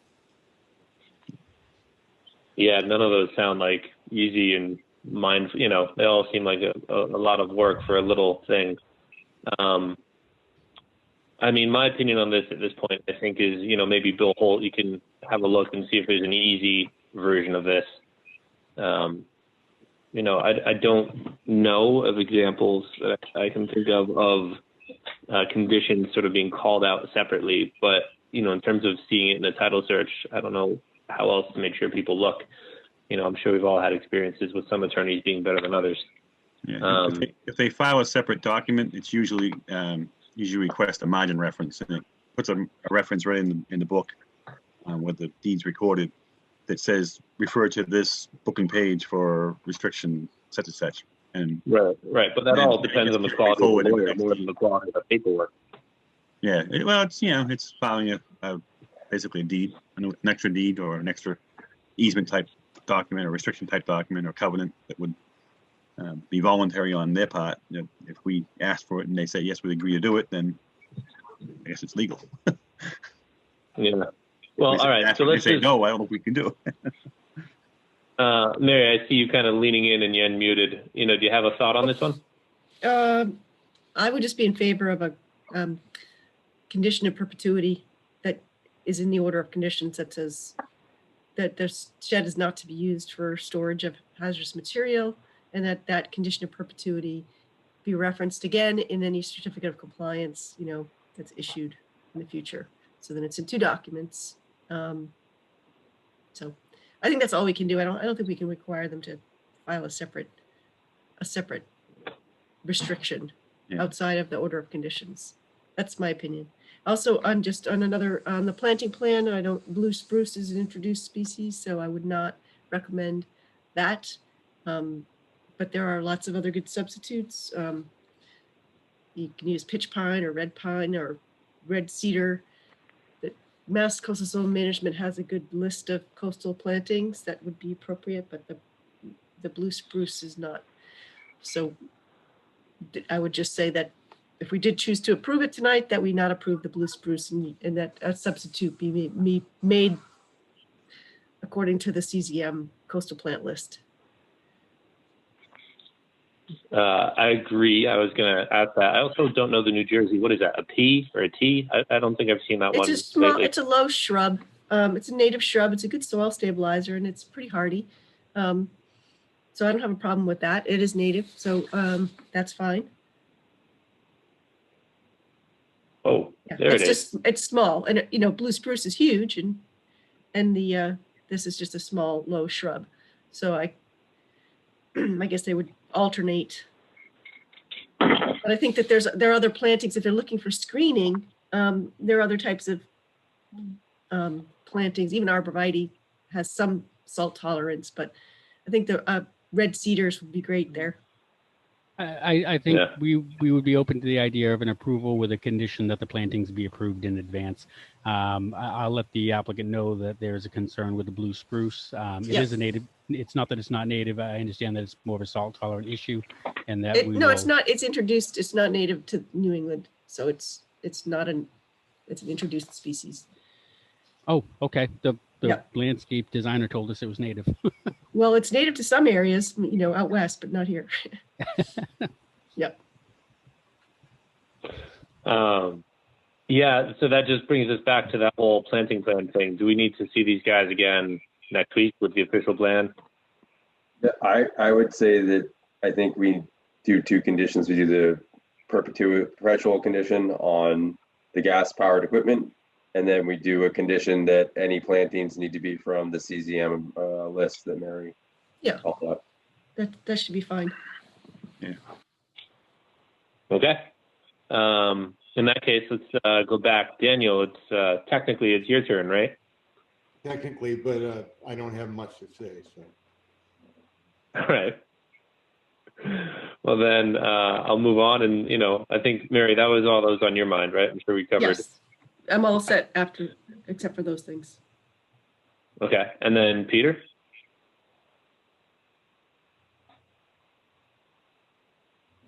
I'm going to follow Daniel's recommendation. Fair enough. All right. Well, then, for myself, I'm with Mary on the truth thing.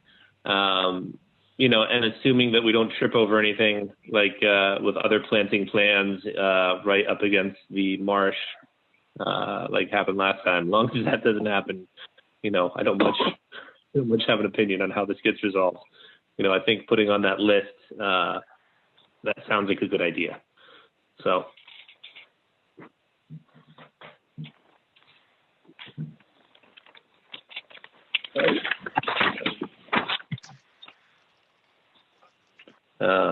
So then, that being said, I think we're ready for a motion, yeah? Or any abutters who have anything to say, wave your hand or speak up. I don't think there are abutters out there. It's the headquarters, it's the visitor centers. I know, but I think technically anybody from town can say anything, so. Anyways.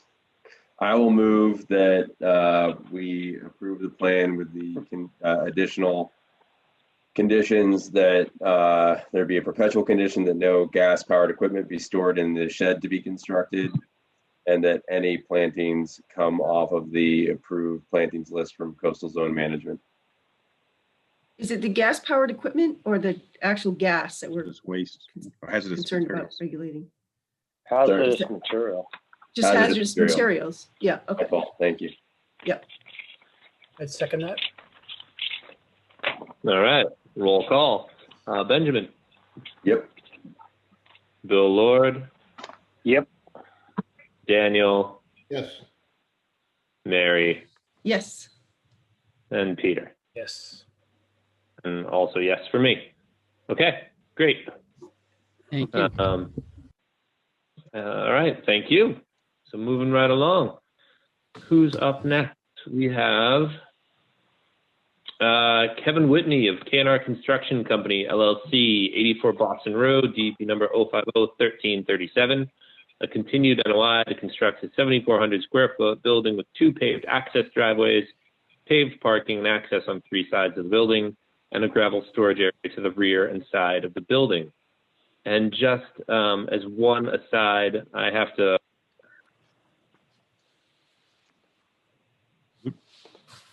What was that? Somebody muted me. My phone's dying, so I have to switch my audio. Sorry, I may have to make Ben do the rest of this. We'll see how the audio goes. But that being said, Bill, do you want to start us up with an update, or do you want to go to the applicant? Go to the applicant. Go to I think it's Chris York here. Yep. I made him a co-host. He can share his screen and explain the changes. All right. All right. Bill, can you make my desktop the computer to share? Which one is that?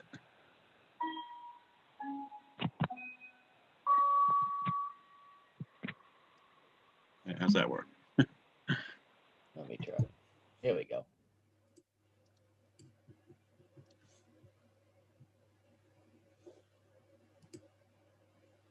All right.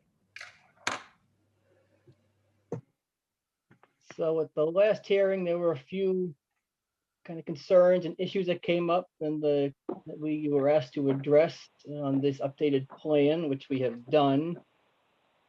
The main issue was this kind of this choke point back here where the pavement meets the gravel. We originally had about 12 or 13 feet from the back of wall to the edge of wetlands. We were able to move it to 16 feet, kind of matches the 16 feet we already had over behind the building. So we've poked the wall a little bit further away from the wetlands as requested. We have updated the wall detail to show a 2-foot lip kind of all along the entire length of the wall. We've also added a 4-foot chain link fence on top of the wall. So that'll give us 6 feet of height, from the top, from the edge of gravel, edge of pavement to the top of the wall, kind of prevent anything from being tossed over into the wetlands, any trash or any debris. We added a note to the plan, just as per Mary's request, to any area behind the wall, disturbed during construction will be replaced, repaired with the loam and seed. And so get the chain link fence around the wall. We got rid of the guardrail since that's not needed anymore because the wall was up 2 feet higher than the top of the finished grade of the gravel. And I believe that was it for the concerns that came up with the last hearing. And at this point, I'm kind of hoping that we're ready for a decision. We've done everything that we have been asked within, as best we can to make this a viable project for Kevin and his partners. So I guess I can leave it at that and pass it back to the board for any questions or comments.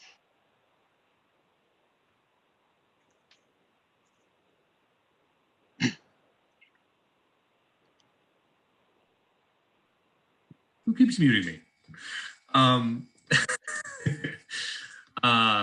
Right. So Bill Holt, what's on your mind? What are you seeing? Thank you, Chris, for the updates. And, well, I agree with the changes he made. He did make those changes that he indicated that we had asked him to look at.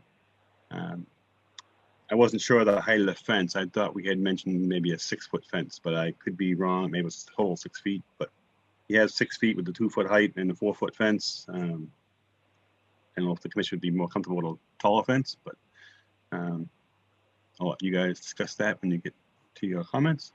I did meet with, again, with the other 2 sites that had work in the right of way. We met at this site as well. Martha and James from DPW, we met at the site to discuss the work to the right of the entrance, to the right of the building, which is a little high. There's a high spot and some stone wall in the ledge outcrop in that area in the front to the right of the driveway, where they're going to be grading it down to, I think it's elevation 26. Right now there's a peak elevation at the little knoll there in the front, about 30 and then 28, and those grades go into the right of way. So when they cut this down on the right hand side of the building to the right of the driveway, they're going to be having to do some grading in the right of way, which as James said, is probably, and I agree, it's probably an improvement, and I think Martha agreed as well that it's an improvement because they're going to cut the grade back and have better sight distance on that little knoll, little hill right there toward the north, or northeast, I guess it is. Yep, that area right there that he's highlighting. So there's no grading shown on the plan, and I think the planning board's going to request, and I think we should also see it because it does seem to be in the 100-foot buffer zone right there, just briefly, for a little small area in the 100-foot buffer zone. We should probably see that grading as well. We don't really show proposed grades in the right of way. I think there has to be some grading in the right of way, and it should be shown. But other than that, yeah, it's coming down about 4 feet. It looks like 3 to 4 feet in that area. And it's grading. Ultimately, we're taking out grades. It's hard to show contours when you're pulling contours out. Existing contours. We're showing a proposed 26 within our property, kind of a berm to planning board had asked for, show some plantings to kind of screen the site from the road. But the 20 existing 28 is coming out, the 26 is coming out. Yeah, I think there's a little small circle. It looks like a 30, right? It's right there. Yep. That's probably 30. A 30 point, at the very top. So that would have to come down. If you're doing 26 over there to get 3 to 1 or even 2 to 1, you're going to be in the right of way with some grading. And you might want to take it down anyway. To get better sight distance in that direction. The intent is to take that whole knoll out. Obviously, it's going to help sight distance, and just need to grade it out to make everything work. So. Which again is allowable. There is a curb cut permit or a street opening permit that the DPW will grant to allow that work. So I think that when you do that, if you show that grading, if you can show the grades, how that 28 will be changed, I guess, and how the 30 will be gone, and maybe some spot grades or something to indicate it's coming down. I think the planning board's gonna be looking for that as well. As I think, if you're gonna do that, you might as well show it to us as well. Even though it's majority that's outside the buffer zone, so it's not a really big issue for us, but it is gonna happen. So other than that, I don't really have anything else to comment on. I mean, the grading is still at 16 feet. It's a little better than 12, 13 on that pinch point. I don't know if you could round that pavement a little more and get a few more feet, but you still have the 16 feet on the other side. So it's going to be 16 feet. It's going to be how close it's going to be to the wetlands at this point. as you have it designed. So I'm gonna leave it up to the commission to discuss the changes and see if they have any other comments. But so I'm gonna hand it back to Brian and the commission. All right, thank you, Bill. It's a good eye. I never would have picked up on that little speck. That was a thing. All right, so Benjamin, what are you seeing? I think, my issues remain holistically with this project. I'm not comfortable with it. I haven't been comfortable with it. I think there's a project that can be done on this property. I just think that the amount of impact to the buffer zone is pretty much totaling it. And I think that the Wetlands Protection Act under 1053 does allow us some leeway to say that you have to preserve natural vegetation around the resource area. If the issuing authority, which is us, thinks it could be an adverse impact on the resource area. So I don't know how to resolve that, what our options are, but my personal judgment is that, basically working to within 15, 10, 16 feet of the wetland area on this parcel on all three sides of the wetland area is as much as I've seen proposed on any project in my 5 or 6 years on the commission. And I haven't seen us approve anything like this, including the storage area next door. I went back and looked at what we approved there and what didn't look like that. There's a few places that got as close as 25, but never went in within that. So yeah, I don't know what our options are, Brian, but I'm not very comfortable with this project that's proposed. Okay. Bill Lord, what do you see? I don't have the experience that Ben has, but I also haven't been comfortable with this lot being used this way. It just seems like it's a huge impact on this spot, and driving by it, it just doesn't seem like a buildable lot. But so they've tried to do everything, but I'm not sure that what they're doing has satisfied the major problem with this lot. The lot just isn't a great lot to be trying to make a big parking area out of. That's all I got. Daniel? Well, I don't know. I kind of share the same concerns as others have already been mentioned. I remember back to the first chance I got to ask questions on this, and I regret I didn't sort of say, 25 feet. Let's start there. I think we can have some toleration in areas that are where you just can't deal with a 25-foot setback. I mean, I think the science is there that that's a reasonable number, particularly if you're talking a retaining wall. That being said, if this goes forward, I have questions about where exactly the limit of work is. I mean, I'd like to see it as close to that retaining wall as physically possible. And the drawing itself is kind of not very illustrative of, I mean, I see lines there, but they're, what is the distance to the resource area? What's the minimum distance to resource area for the silt fence or limit of work? That would be one question I have. Another thing, the snow storage area in the, I guess that would be the southeast portion there, is if that looked like it kind of drifted over the downslope to some degree, I think the snow should be stored somewhere, particularly with a partial gravel lot, should be stored somewhere where any sediments in that snow stuff should go into the stormwater management system. I mean, yeah, I've got as much discomfort as anybody else on the the whole layout here. That's it. That's all. Okay. Mary.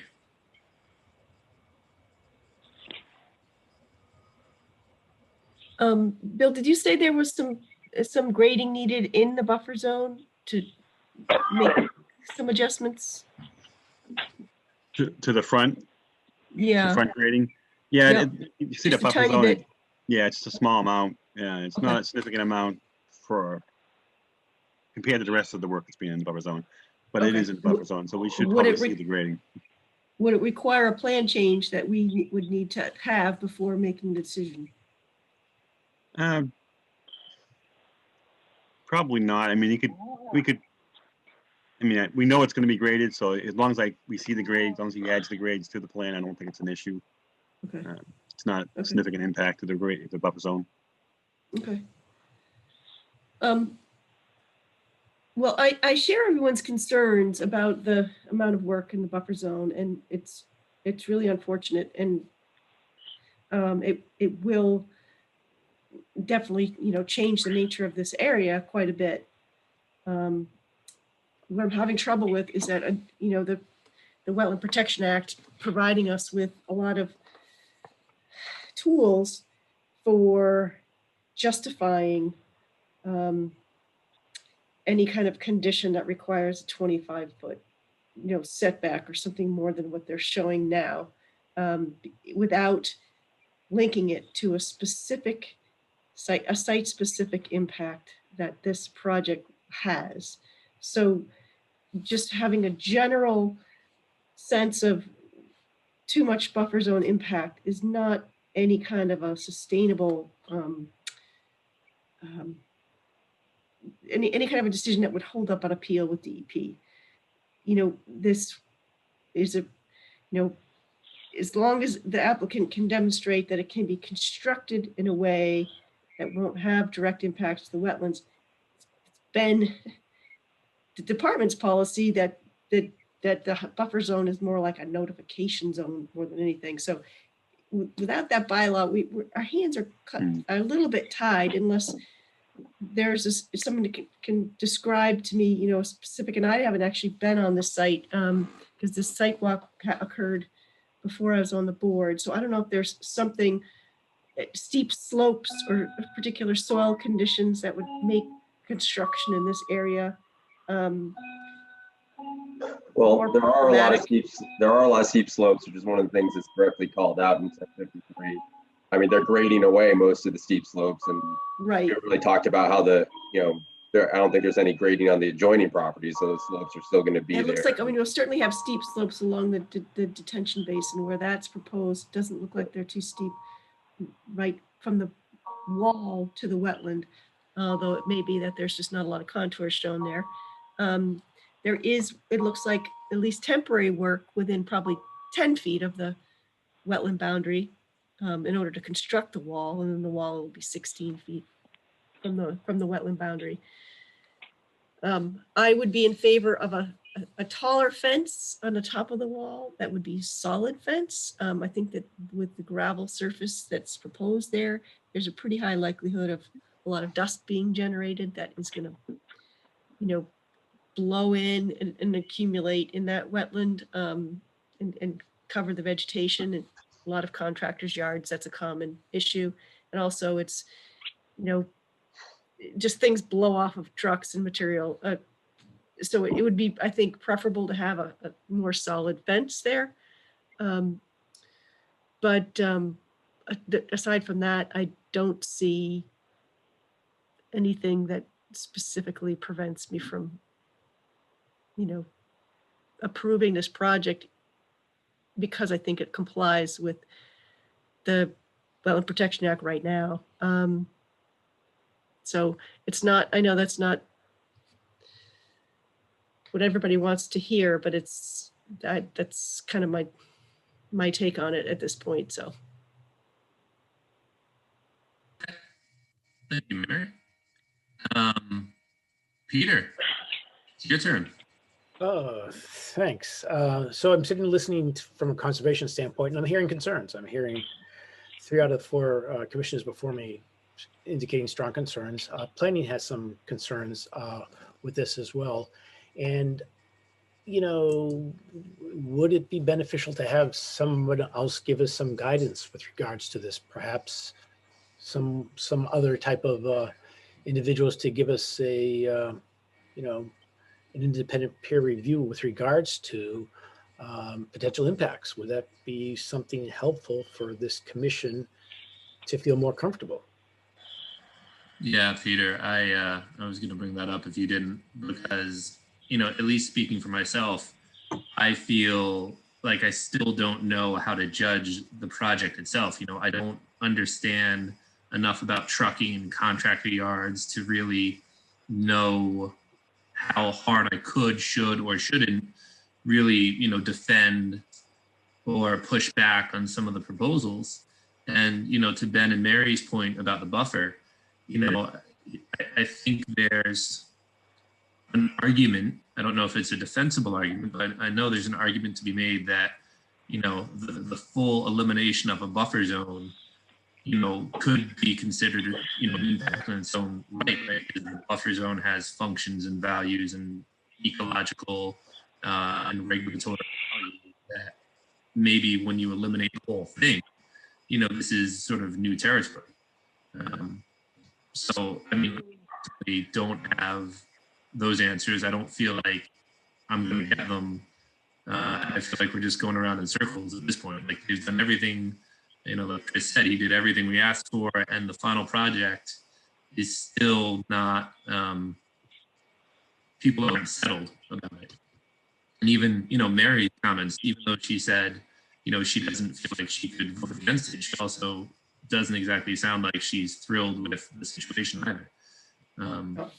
You know, so, you know, I certainly would welcome another opinion, another look, you know, somebody else who could maybe speak to the questions that we seem to be having.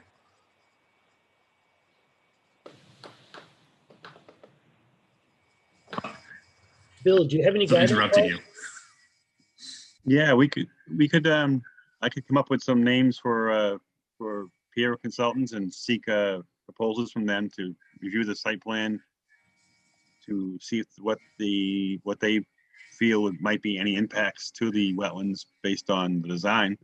Then we could offer that to the consultant to choose one of the 3 that we get proposals from, and then if they are willing to, I think we can request a peer review. I think it's allowable in the regulations, so we can certainly request it. And I think it's at the cost of the, you know, the applicant would have to pay for the consultant to review it.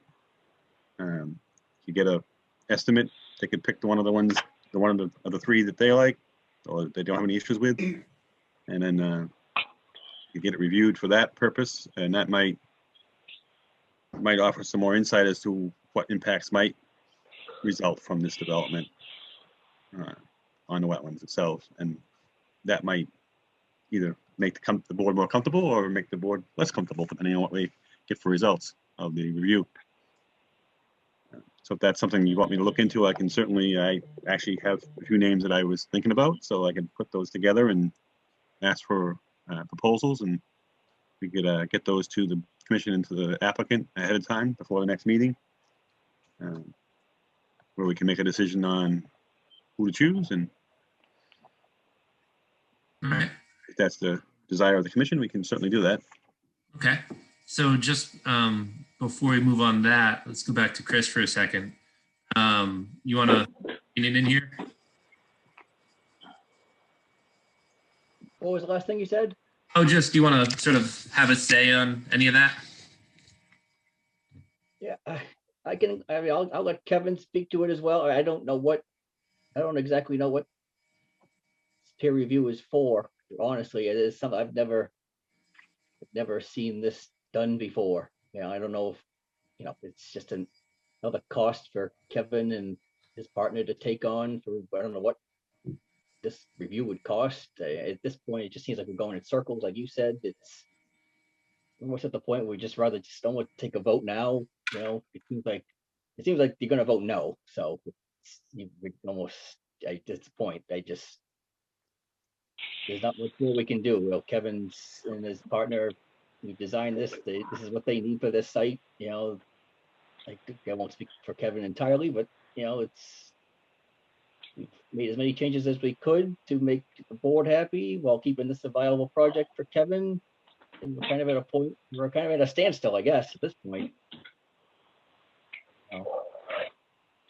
Right. And I think, in a manner of speaking, I think you're right about that standstill idea. A bunch of us, as you heard, we're not comfortable. We don't like I said for myself, I don't think I understand enough of what's being proposed to properly engage with it. Like Ben brought up, the amount of buffer being impacted is really significant. And, in a manner of speaking, we could use a tiebreaker.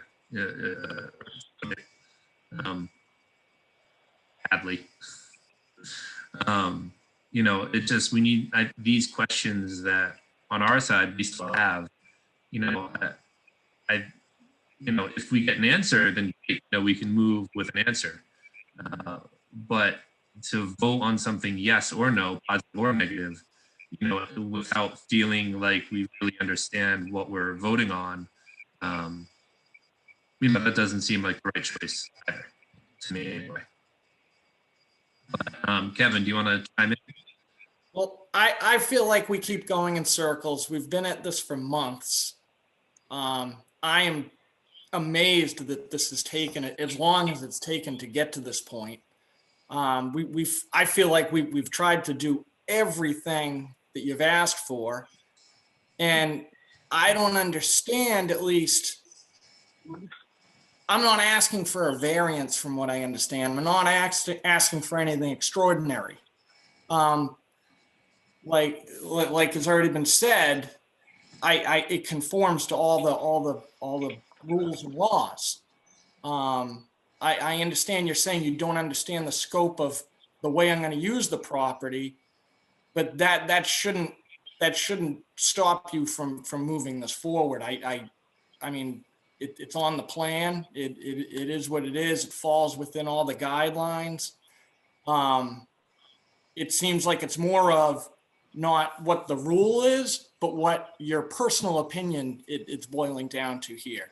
And I don't see where a peer reviewer or a specialist coming in is going to change any of that. Well, here, I can answer some of your questions anyway, or some of your points. My comment, speaking for myself about not understanding how the project runs, when we see single family homes and they need to move the driveway around, we understand the purpose, we understand the limitations. We've seen that before, and we know what won't work. And when we talk to the applicant or their consultant, and we say, hey, this is something you can change, you can move, no loss will come of your project, right? Like, the car will still go up the driveway if you move it out of the buffer and onto the upland. In this case, this is new to me, and I don't know, like pushing the wall away from the wetland, like we spoke a lot about that back turning corner, right? And like, I just don't know if that, like, I don't feel qualified to tell you how to do your job, right? So I don't feel like I have the background necessary to really comment on the land use. But to the point of the regulatory aspect of things, the thing that we're stuck on, as you put it, you feel like you're asking for anything extraordinary. And the thing that is extraordinary is the amount of buffer zone being cleared for usage, and the volume of buffer zone being dealt with, in this case, being developed without impacting the wetland itself, without actually impacting the resource area. That is actually relatively extraordinary, which is why we're having so much trouble with it, because you've done no building in the wetland, right? You're protecting the wetland, you've been putting up a fence, but the wetland now does not have a buffer. And that actually is relatively extraordinary. And so that's the thing that we're trying to figure out how to handle. And that's what arguably what the peer reviewer would offer some insight into. So it has, so just to clarify, it has some buffer, just very limited. So if I'm understanding what you're saying, Brian, the applicant maybe hasn't demonstrated that they've minimized the impacts to the wetland as much as possible to accomplish this project goal. And that given the nature of the project and the intensity of use that's proposed and the high likelihood that such an intense use could impact the resource, that this type of project would warrant a larger buffer than what is proposed. I think you could craft an order of conditions that said that,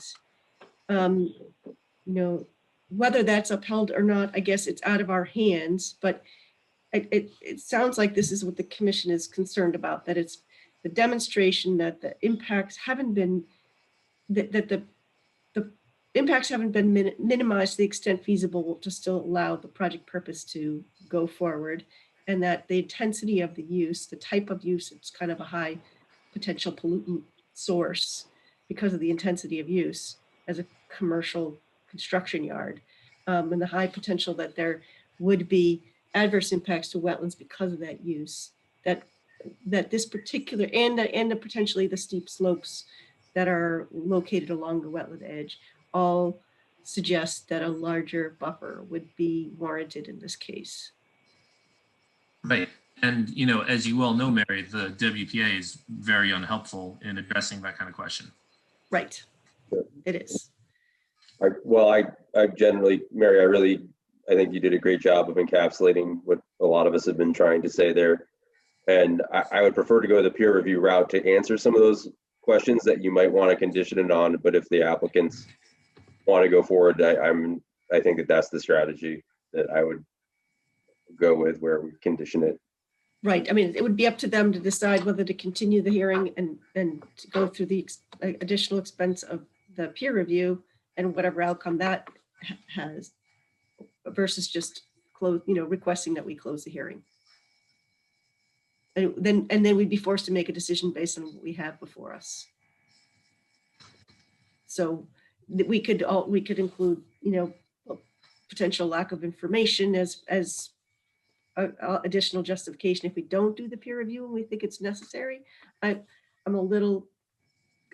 questioning a little bit what more information that we might be able to get from that we don't already have, but that there may be, it's another point of view. So it could be that there's additional information that could be gleaned from a peer review. I mean, for my, I really am hopeful that there's sort of case law or examples from somewhere else in the Commonwealth where, this intensity happened and we have some other thing to draw upon. We have somebody else's example to at least. Well, like a DPW yard or some other kind of, a contractor yard where there's a lot of material being moved in and out of it. It's, industrial use, and it's going to generate potential, for, like I said, for dust, for sediment movement.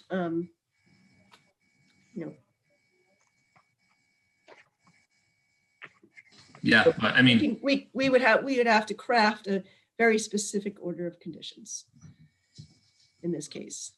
Right, and as I've said a few times, I don't know this work well enough to even be useful in crafting the order of conditions. Right. So I guess the question before us is, do we have enough information to decide to close the hearing and take our 21 days to issue the order of conditions that, or however much we need, 14 days to the next meeting, to issue our order of conditions and vote on it, or do we need more information in order to do that? Right. Yeah, that's what it boils down to. If I could, Brian? Yeah, go ahead. Kevin, if it is closed now, then no additional information could be reviewed, and then you'd be limited to the decision where you just heard that a number of the commissioners have significant reservations about this. So I guess it's up to you whether you want that position to be I understand that. It sounds like I'm getting the feeling, though, the other members, they're looking for reasons to deny me. And basically I'm going to hire a specialist to look into this further, to give them more reason to not allow me to do my project.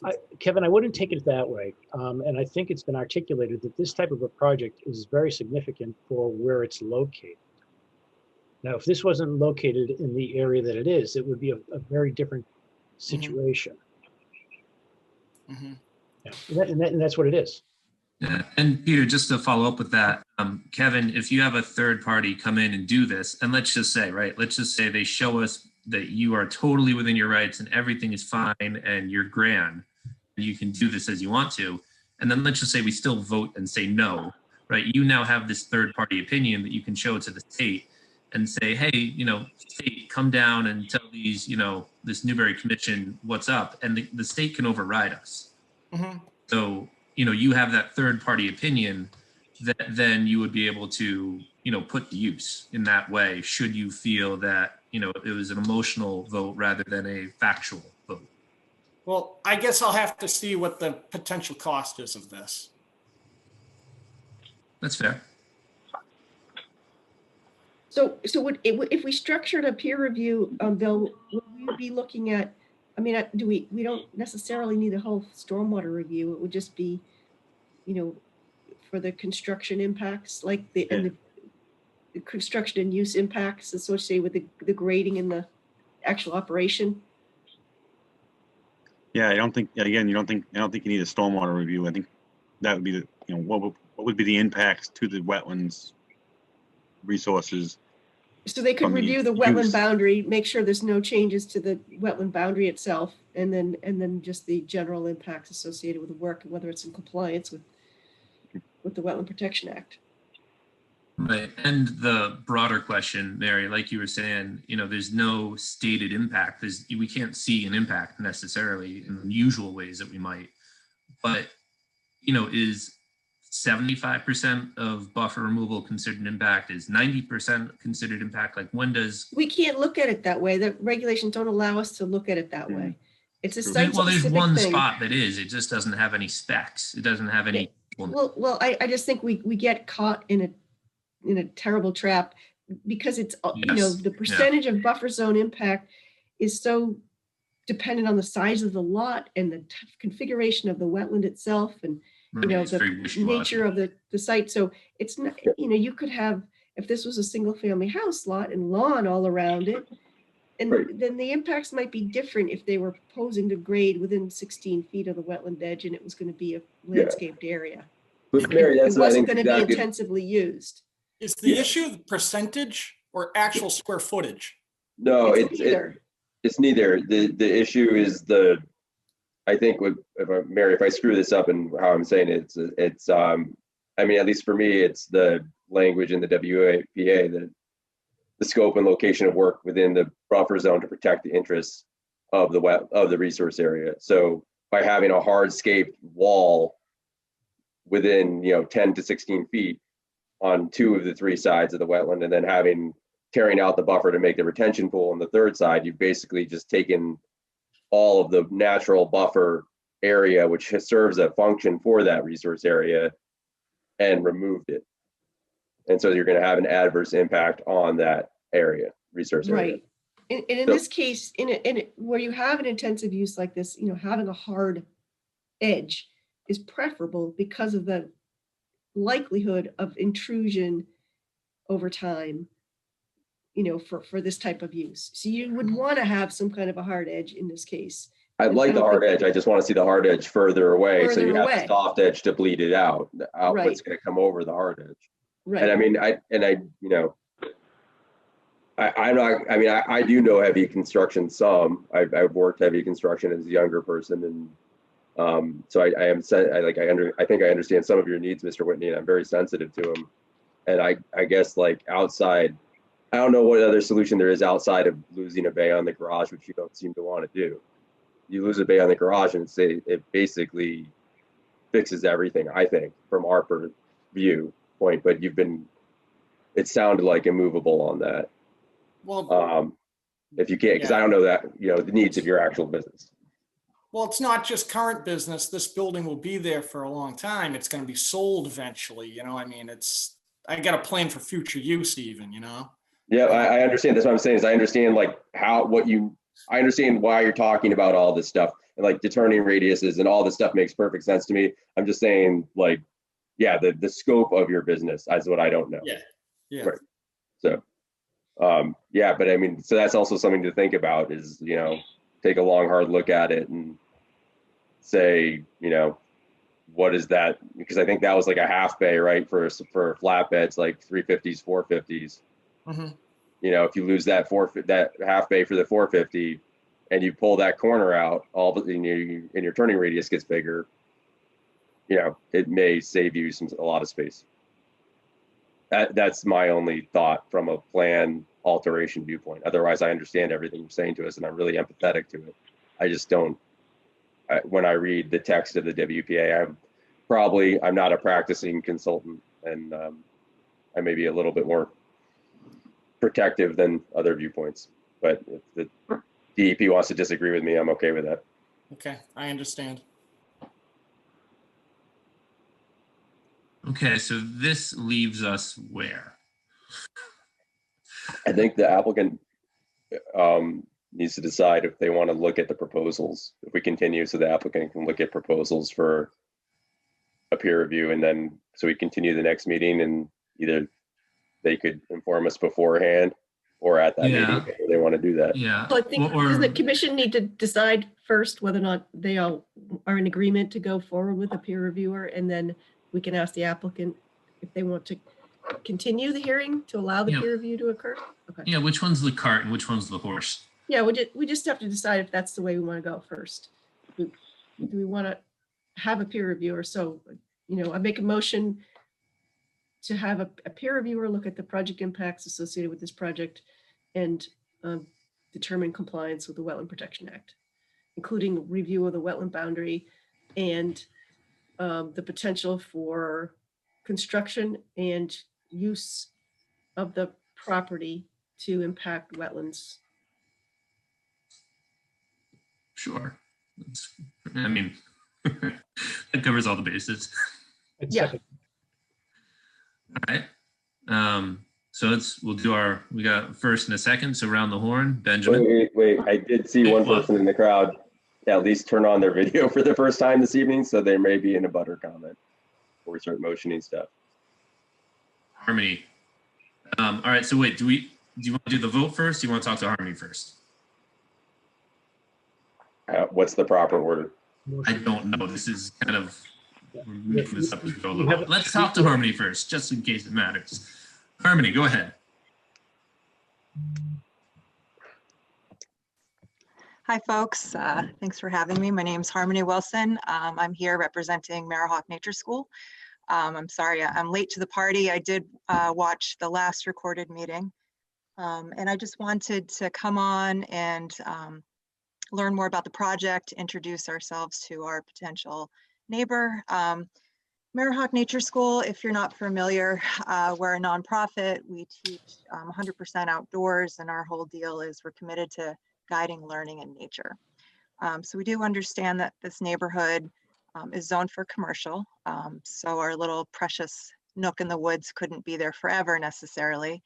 But we did just want to make ourselves known and find out a little bit more about the project and see if perhaps we could get a little bit more buffer between the edge of the applicant's property and the sled roadside, and just learn more about the construction sequence too, because I do understand there's a lot of ledge.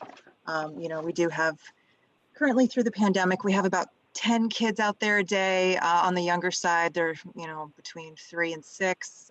When the blasting does start, we may have to suspend programs for a bit and work around that moving forward. So with that said, I just wanted to put my 2 cents in. I am glad that you are getting this peer reviewed.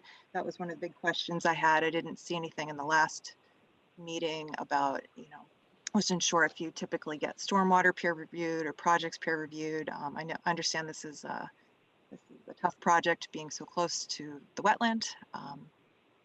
So that's all I had to say.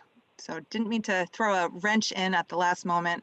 If I had been made aware and able to attend the last meeting, I would have. So apologies.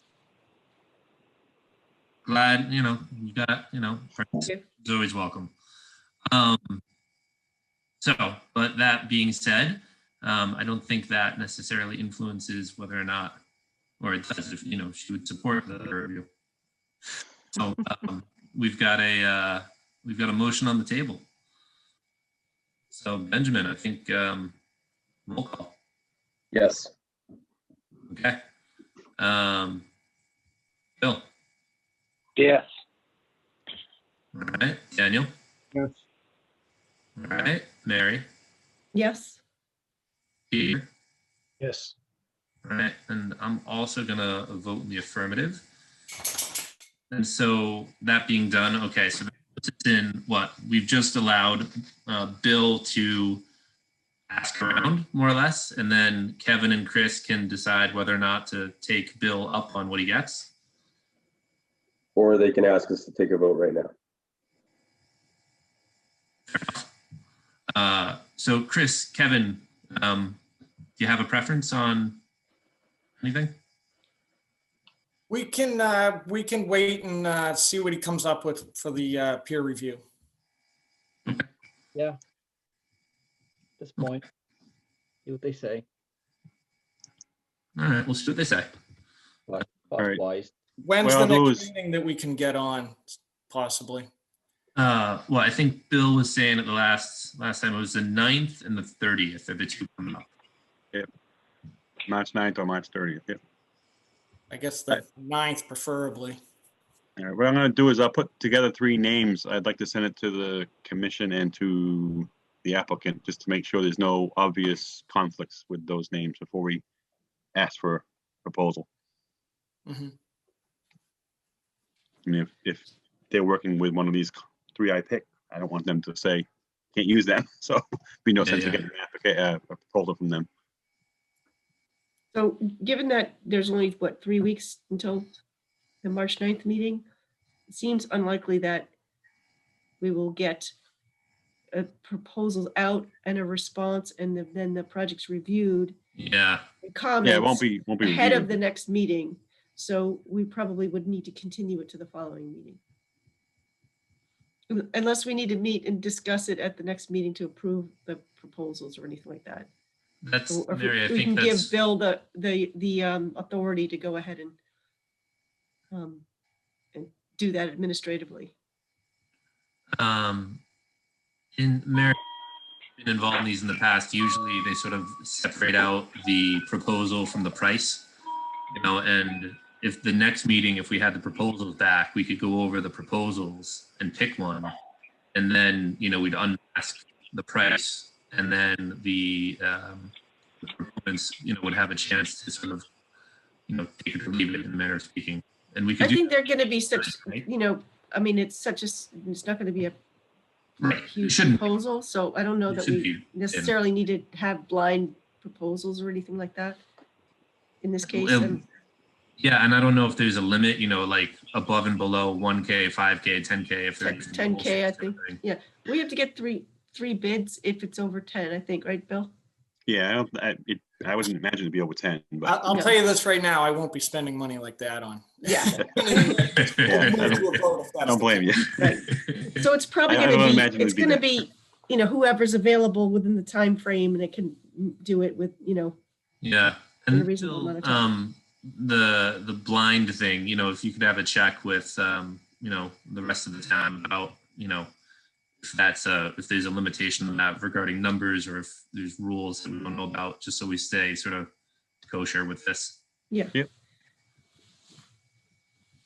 But yeah, presumably we could have something on the 9th to talk about and to move forward, but we're not in theory. Yep. Okay. Yeah. Job. You should be able to put something together and, fairly quick. So with that, I make a motion to continue the meeting to March 9th to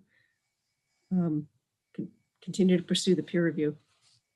March 30th, you mean? Pardon me? 9th. 9th to Ninth. review the proposals, I think. Yeah, 9th for the paperwork, maybe 30th if we're lucky for Peter to speak. Anyway, so Mary put a first on the table. Second. Thank you. All right, roll call. Benjamin. Yep. Bill. Yep. Daniel. Yes. Mary. Yes. And Peter. Yes. And also yes for me. And just before we move on, any last comment, Chris or? No, I don't think there's anything else for tonight. We'll just try to move forward here. Okay. Very good. Well, Good. hopefully, we get some resolution out of this, and one way or the other, just so that, again, just speaking for myself, I'd like to find out what to do.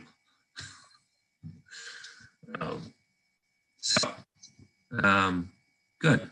Then in that case, we will see you guys on the 9th, and hopefully it'll be useful. Thank you. Thanks, guys. All right, so then what do we have left? What's next? You skip down to certificate of compliances, I believe, is the next item. Yeah, check that one. Because we we did. Yeah, all right. Look at this. All right, so certificate of compliance. You have 18 Temple Boulevard West, DEP number 050-514. Wow. Request for certificate of compliance recorded in Essex County Registry of Deeds on 6/1/1999 in book 15712, page 100. The attorney for real estate closing requesting the COC for a gazebo that was never built. That sounds like an easy one. Yep, pretty straightforward. I went out and checked it out. There is no gazebo on the site. There's no evidence of it ever being started, which was what the order of conditions was for. That being said, I think we can close it out as the expired order of conditions that there was never any work done on it. So that's the desire of the commission. I will issue that as soon as I can. I'll let you. Yes. So who would like to make a motion on that one?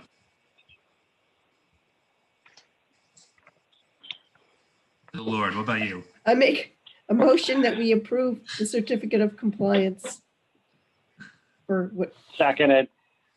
Right. Roll call. Benjamin. Yes.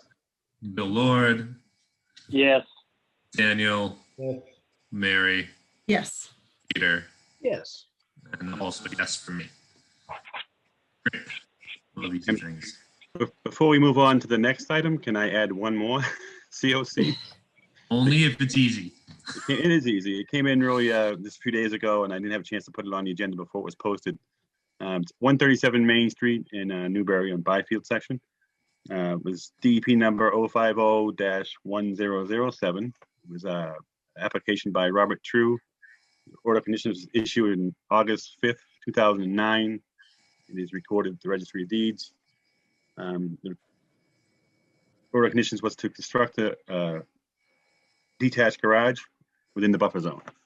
I went out and inspected the property yesterday and today, and actually earlier today, and it's all complete. Hard to tell with the snow, but it looks like it's all stabilized. There are bushes all around it, and doesn't appear to be any type of erosion or anything going on.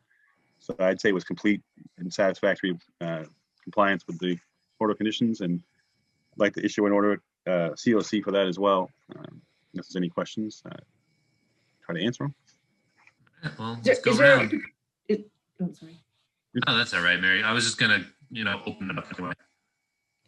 I just wanted to know if there was a particular rush on this one. Do they have, is it? I believe they property for are sale? they're selling the house. It's a sale, I believe. So they're trying to get closed out. That's how it was discovered. Thanks. Okay, and then I think I just noticed we have a hand in the audience from a Kathy. That would be me, Brian. That was done on 137 Main because the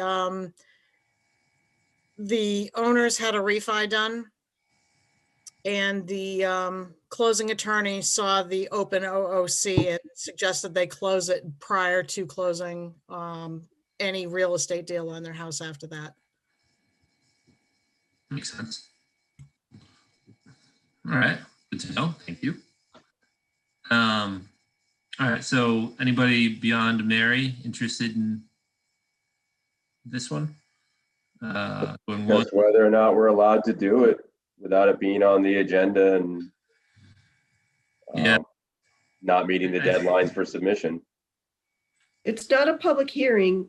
Yeah. You know, Okay, so yeah. Yeah. So it doesn't have to be, I don't think it has to be posted. No, I don't believe it has to be posted or anything like that. So it's administrative more or less, other than you have to vote on it. So. Right. That's what I understand it too. And like Ben, we're allowed to add things to the agenda in the meeting too. You know, you just have to sort of be open about it and things like this. You know. Like somebody who wants to tear up half of my ACEC doc policy. Well, here, let's vote on this so that we can get to that then. Oh, God. All right. Did anyone make a motion? I will move to grant the certificate of compliance. Second. All right. Thank you. Roll call. Benjamin. Yes. Bill Lord.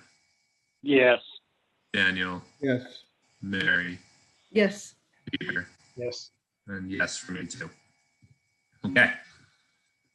There you go, Bill. You can roll that one on down the line. Moving back into our next piece of excitement, we have a Coast Guard request for an emergency certificate to remove a Plum Island beach. Bill, why don't you tell us a story? Okay. Hold on just a second. Short version. Short version. No, it's pretty straightforward. Buoy washed up.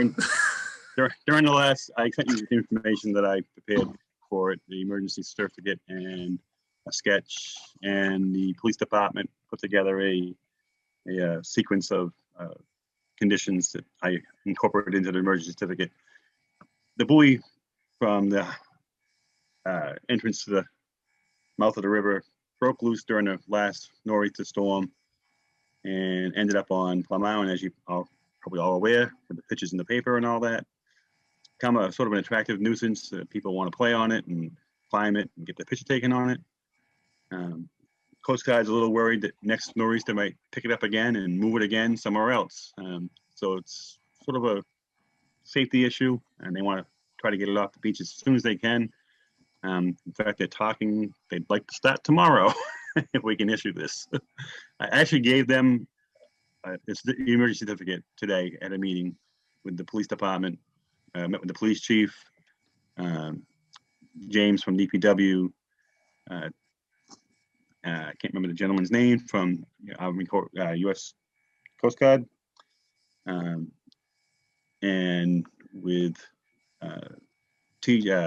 Jesse Warren from TW Excavating, who the Coast Guard is going to hire to go in and pick up this buoy and bring it back to the center and load it on a truck and haul it to Boston to be put on a boat to put back in place as soon as they look it over.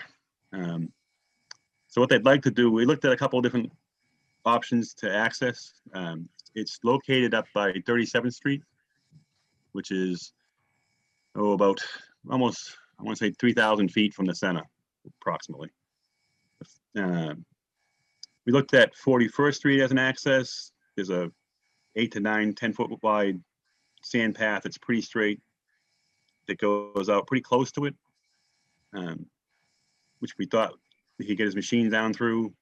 He was going to try to use a front end loader. James cautioned him against that because I guess they tried using front end loaders on the beach before and cut mired down. So didn't think that was a great idea to use front end loaders, especially when you're trying to pick up a 13,000 pound buoy. So we looked at the 51st Street also was another option, but that one was a little more curved entry, a little wider, but not wide enough. And there was some potential for dune alteration.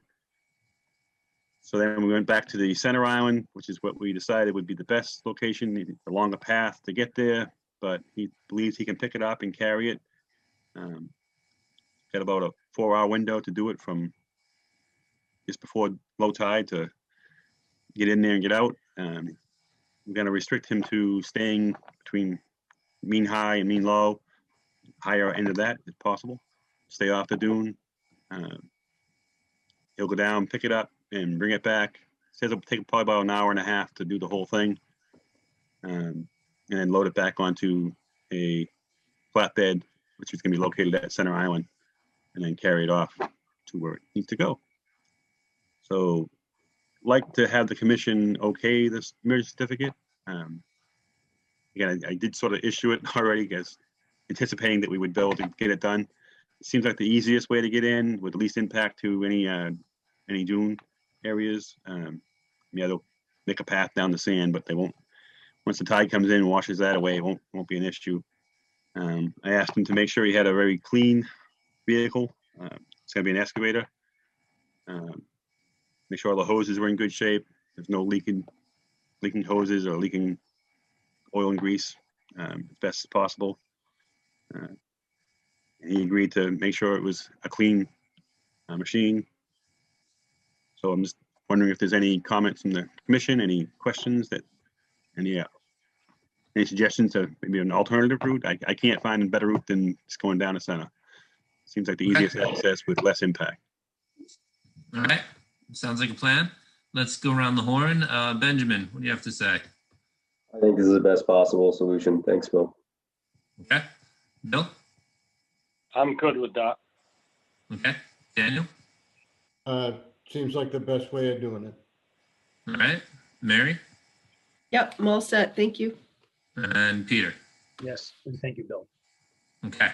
I have 2 comments, Bill. I think from the only tweaks I would make to what you wrote down is that I think it would be useful to have you go down and just, double check the equipment and make sure there's nothing that catches your eye.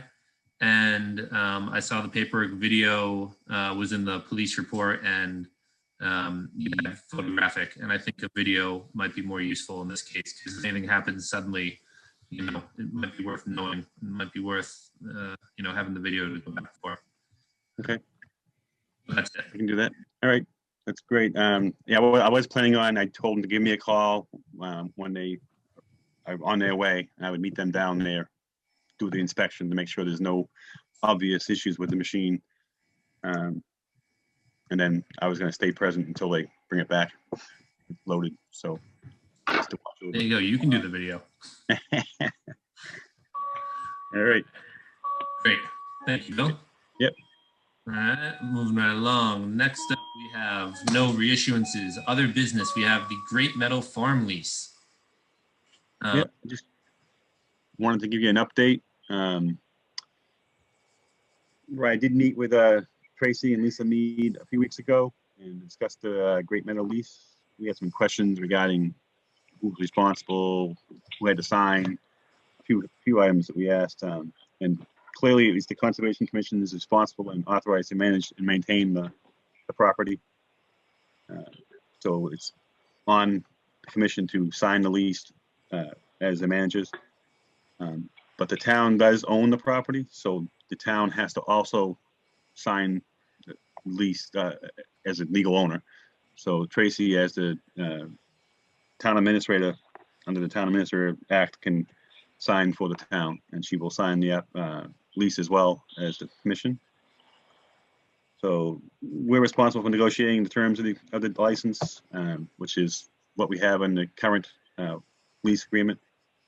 So I don't know if you want to, I just want to know if there's any details you want to change, like the dates of when they can do their first cut. If there's any other, the price of the lease, the cost of the lease. Right now it's $100 a year, has been since its inception. Once we hash out those, I need to call the VC, did I say, how do you say that? Which would be Lisa Colby, who's the wife of William Colby, and just discuss any changes that you might have, that make sure she's okay with them, or if she wants to opt out. she's not okay with those. And if she's still on board, we could probably set it for the next meeting and have it signed at that point. I do have the insurance certificate. I received it today. There's a few other items I have to look at to make sure that they're complete before we can issue the lease, which I will make sure we have before the next meeting. So right now, all I really need to know is there any changes you want to make to the lease agreement? I mean, I think we talked about the date was one of the only things we really was concerned about was when they can do their first cut. Okay. All right, let's go around the horn. Ben, what do you got? I think, thanks for the rundown, Bill. I probably tuned out there for a second because I was looking for the email from Lee Bernier that we should probably read into the record as well. And then did you mention, I know that I think it was Jack or Vicky had written an email also asking about conflicts of interest, that we checked with that with the town attorney, and she said that there was no conflicts of interest. Yeah, that was, I think that Tracy also contacted JR as well and talked to Lisa Mead, and he's not involved with that's his father, I believe. He's not involved with his father's business. They're separate entities. So there is no apparent conflict. Yeah. And I think she also said that since it's the town administrator and the commission's decision, there wouldn't be a conflict. And do you want me to read should I read the Lee Bernier email into the record? Sure. Yeah, I don't have it in front of me, so yeah, that'd be great. Okay. Dear Mr. Holt, due to the passing of William Colby, I thought it would be an appropriate time to address you in the Conservation Committee. The Colby family has taken care of the Great Meadow in the spirit that my family wanted when it was sold to the town of Newbury at a reduced price. The Carl family expected the property to remain an open space to be used for agricultural and recreation that could be enjoyed by the citizens of Newbury. To remain an open space, the uplands had to be cut every year with an emphasis on not allowing the perimeter from encroaching onto the field. We thank the Colby family as they fulfilled the wishes of the Carl family. Sincerely, Lee Bernier and Harry Carl. So I would say, yeah, the only change I think that needs to be made is that we could consider the extension from July 15th to, Mary, was it July 31st? I believe. Yeah, just a 2-week delay if that's acceptable to the Colbys for the benefit of grassland nesting birds. Yep. And then maybe, Bill, it might be appropriate for you to go down and take a look at the parcel, because there were a few things within the lease talking about maintenance of the parking lot and entranceway and things like that. And just if there's anything that does need to be done, we could ask that the Colbys address that before the next renewal in 5 years. Okay. That might also be a good idea. Yep, I can do that. All right, in that case, Bill, what do you got? Bill Lord. I think they've been doing an excellent job. I take the grandkids in there sliding in the wintertime, and I walk it a lot. It's not broken. Let's not fix it. Let's just leave it. Okay. That's easy. Daniel, how about yourself? Yeah, I spoke to some of the other neighbors who the neighborhood there is quite involved in keeping an eye on things and maybe actually doing a bit of, some of the maintenance when the Colbys can't get their large equipment on there. Maybe somebody mows the path. I think, like Bill says, it's working very well. That's the thing that I noticed when I visited recently, was that there was no encroachment, that things were mowed, the hedgerows have not grown like they have in many places. So everybody seems to be in support of keeping this going, and I would support that too. Okay. Mary, you want to add to what you already said? Nope, I have nothing further. Okay. Pete? Yep, I would agree. It's a well-maintained parcel. It's a treasure of the town, and I'm glad we have it. So I'm glad that we can continue to support this. Okay. I've got nothing to add or contribute at this point. So I'm looking over on the side, though. I do see Mark Gleckman has his hand up. So let's see what Mark has to say.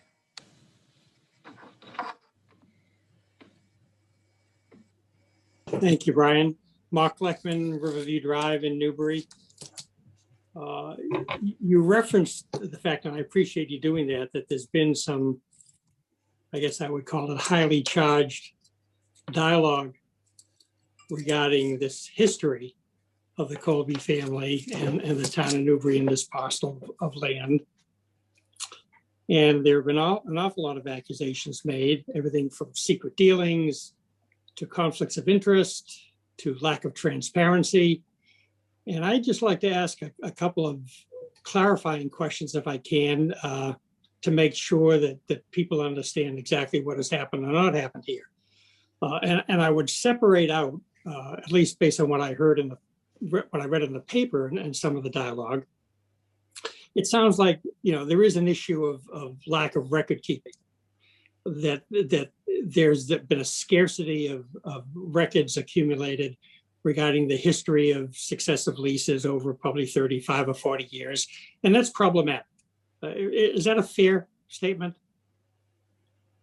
Yeah, that seems okay. And then whatever we did have, got flooded out and mildewed and moved away. Okay. All right, but the fact is that at least even more recently, there doesn't seem to be a history of successive leases being signed, so forth and so on. And so I think that's a fair criticism, and hopefully that won't be the case going forward. That said, there are many, many more serious accusations being made, and I'd just like to clarify a few things by asking a couple of questions. Is my understanding correct that the Concom has been the sole Newbury entity to have jurisdiction over the Great Meadow arrangement with the caretakers of the farmers, including the lease negotiations over the past 35 or 40 years? My understanding. Yeah. No, I was just going to say, I don't know how far back we can answer that question. Well, let me ask it another way. Are you aware of any other entity that's ever been involved in these lease negotiations other than the Concom?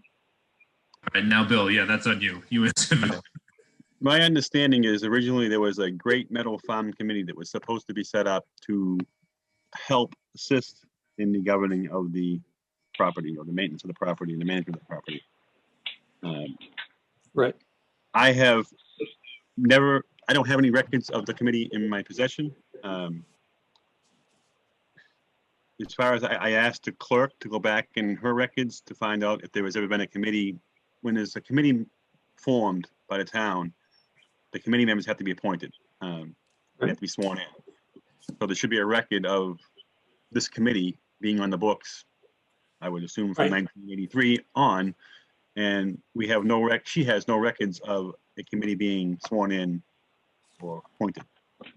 So yeah, my understanding if it did exist, it was I would call it an ad hoc committee, I guess. It would be a committee that was never really formulated by the town, but may have existed.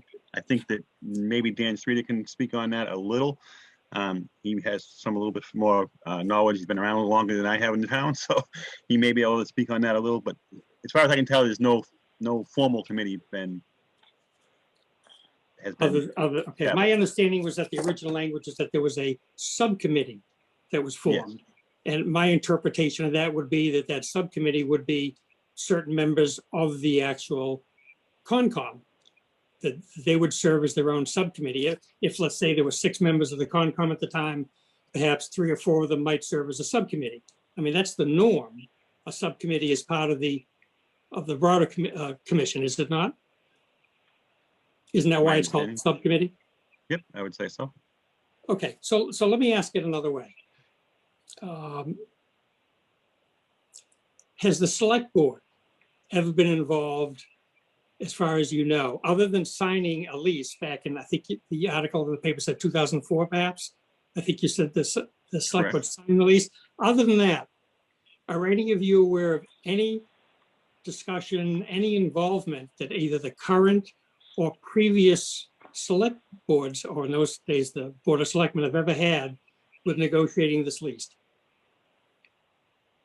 I'm not aware of any, but I mean, I've only been around for a year, so, and I don't see anything in the records. Any of you, I don't know who's the longest serving member, perhaps whoever that person might be able to speak to it. yeah, let's go to Dan. Why don't you pick this? So there's two things on this committee. First of all, I think you kind of, there's mention of it in the deed, and I think that was probably more individual members of the commission who were formed to put the whole package together. That was a long time ago. Right. I don't know how long I've been on the commission here, but it's probably, 12 years or something like that. I remember signing previous leases, at least one. We never really spent much, we didn't deal with the stewardship question. I don't think at all. And, the lease would come in, we'd approve it, and, the work appeared to be very good. So, nobody really spent much time thinking about it. I have had some, I think there has been a group of neighbors, including the letter from the Lee Bernier, who Ben read the letter from her. These people have helped immensely to make sure things are in good shape out there. And I think, but it's informal. It's just sort of ad hoc. Right. As somebody said earlier, it's not broke, we don't have to fix it. That's what, I think going forward, the commission needs to be a little bit more active in terms of monitoring the whole situation, and maybe like once a year, it's like, okay, this is the only property that the commission has control over, as far as I know. Right. And it's had sole control over it for all these years. So exclusive control. We're the commission here has got a lot of new faces, new agents. I think in the past, the commission deferred to the agent a lot. Right. Situation's a little different now, and I think hopefully going forward there'll be a bit more involvement, on a regular basis by the commission. Mm-hmm. Yeah, that would seem to be appropriate, given a lot of the dialogue that's around. Just a couple other quick questions, and I thank you. Has the select board, to your knowledge, ever had one of its members act as a liaison to the Concom regarding this matter? No. As far as you know, okay. No. The reason I ask is because there's an awful lot of conjecture out there that perhaps members of the select board or town administration or someone might have been attempting to influence this board as it relates to the lease. And I don't believe that's the case. And I'm just trying to clear that up. Other than the fact that the record keeping maybe isn't as crisp as it should be, I see no issues here. Certainly, with the Concom or frankly anybody else in town government regarding this. I think it was something that maybe was forgotten over the years and just became kind of a perfunctory, let's move it forward. Everything's working well, no reason to talk about it. And I'm concerned, frankly, it bothers me a great deal that all of this rush to judgment has occurred in social media and in the papers and elsewhere, suggesting that that something untoward is going on here, and I don't believe that's the case. So let me ask the straight up question here, and I would ask it of all of you.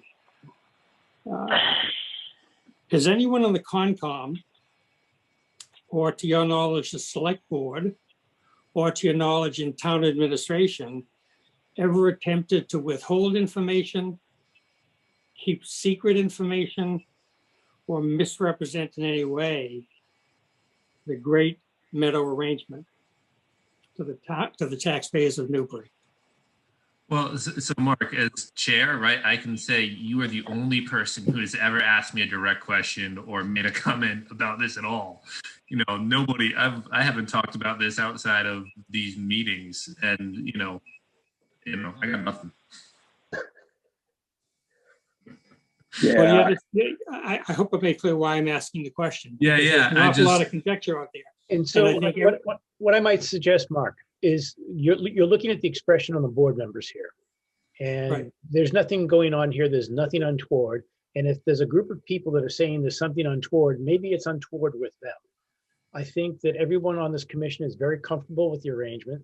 We're so grateful to have this piece of treasure that's been maintained, and it is a beautiful place to walk. And so if, there are people out there that want to bang some drums and get all upset about stuff and, make conjecture, that they can do that, but that's not part of what we're about here. And Of course not. And I hope that you can appreciate that. And I appreciate it 110%, frankly. And I just felt you folks should be given the opportunity to be heard. Yeah, we appreciate that. We're glad that we can kind of move this along and continue. Well, you've answered all of my questions. Thank you all very much for your time. Thanks. Thank you. All right. Well, I suddenly feel, I don't know, like I didn't know we were the topic of social media posts. We matter. I feel, a little bit like I should dress better for this one. Wetlands not that important, but this. Oh man. Anyway, where were we? We're adding rules and regs and details. So we had a motion. Did we conclude that process? Are we all? Did we? I forget. I don't think we had a motion yet. Okay. No, I think Bill Holt had his list. So Bill, why don't you go over the list of things that you want to add to the document, and we can make a motion off of what you mentioned. Okay, I think the only change we're gonna make is the date from July 15th to July 31st. And I'm gonna look into, I'm gonna inspect the property to see if there's anything else that needs to be, any maintenance needs to be done, and bring that up, I guess, to the commission, and we can bring it up with the, with Lisa Colby, the potential, Lisa. So, let's see. There's some verbiage in there about the perimeter path, which I don't think is really ever been maintained. There is one path there that just goes straight up to the middle. That's mentioned, I believe, somewhere in the lease, but I think the perimeter path doesn't really exist, I don't think, anymore. I thought I walked a perimeter path around all the fields recently. Okay. It's mowed down close, so It might be the time of the year too, Dan, where there is a perimeter and then the entire area is hay. Is that right? Would that be right? I think, anyway, just never mind. Just leave it in there.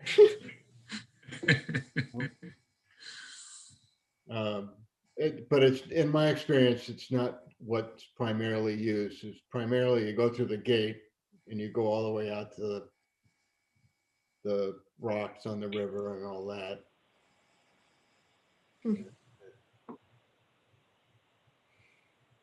Are we changing the date? Is that for the first cut? Yes. Is that what we're talking about? Yep. I'd say that's just an ask. I don't, I think I wouldn't be surprised there's some pushback, but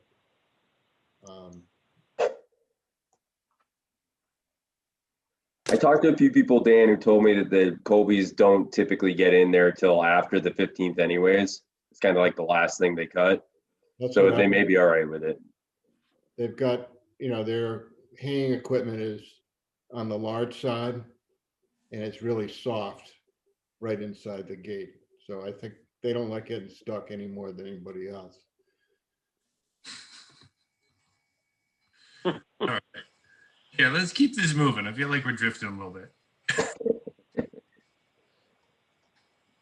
Aside from approving the lease terms, do we need to create a subcommittee for this property? That's a good question. The problem with the subcommittee of commission members is if you look, Brian and I are set to expire in a year and change, and the rest of you are all set to expire in about 4 months.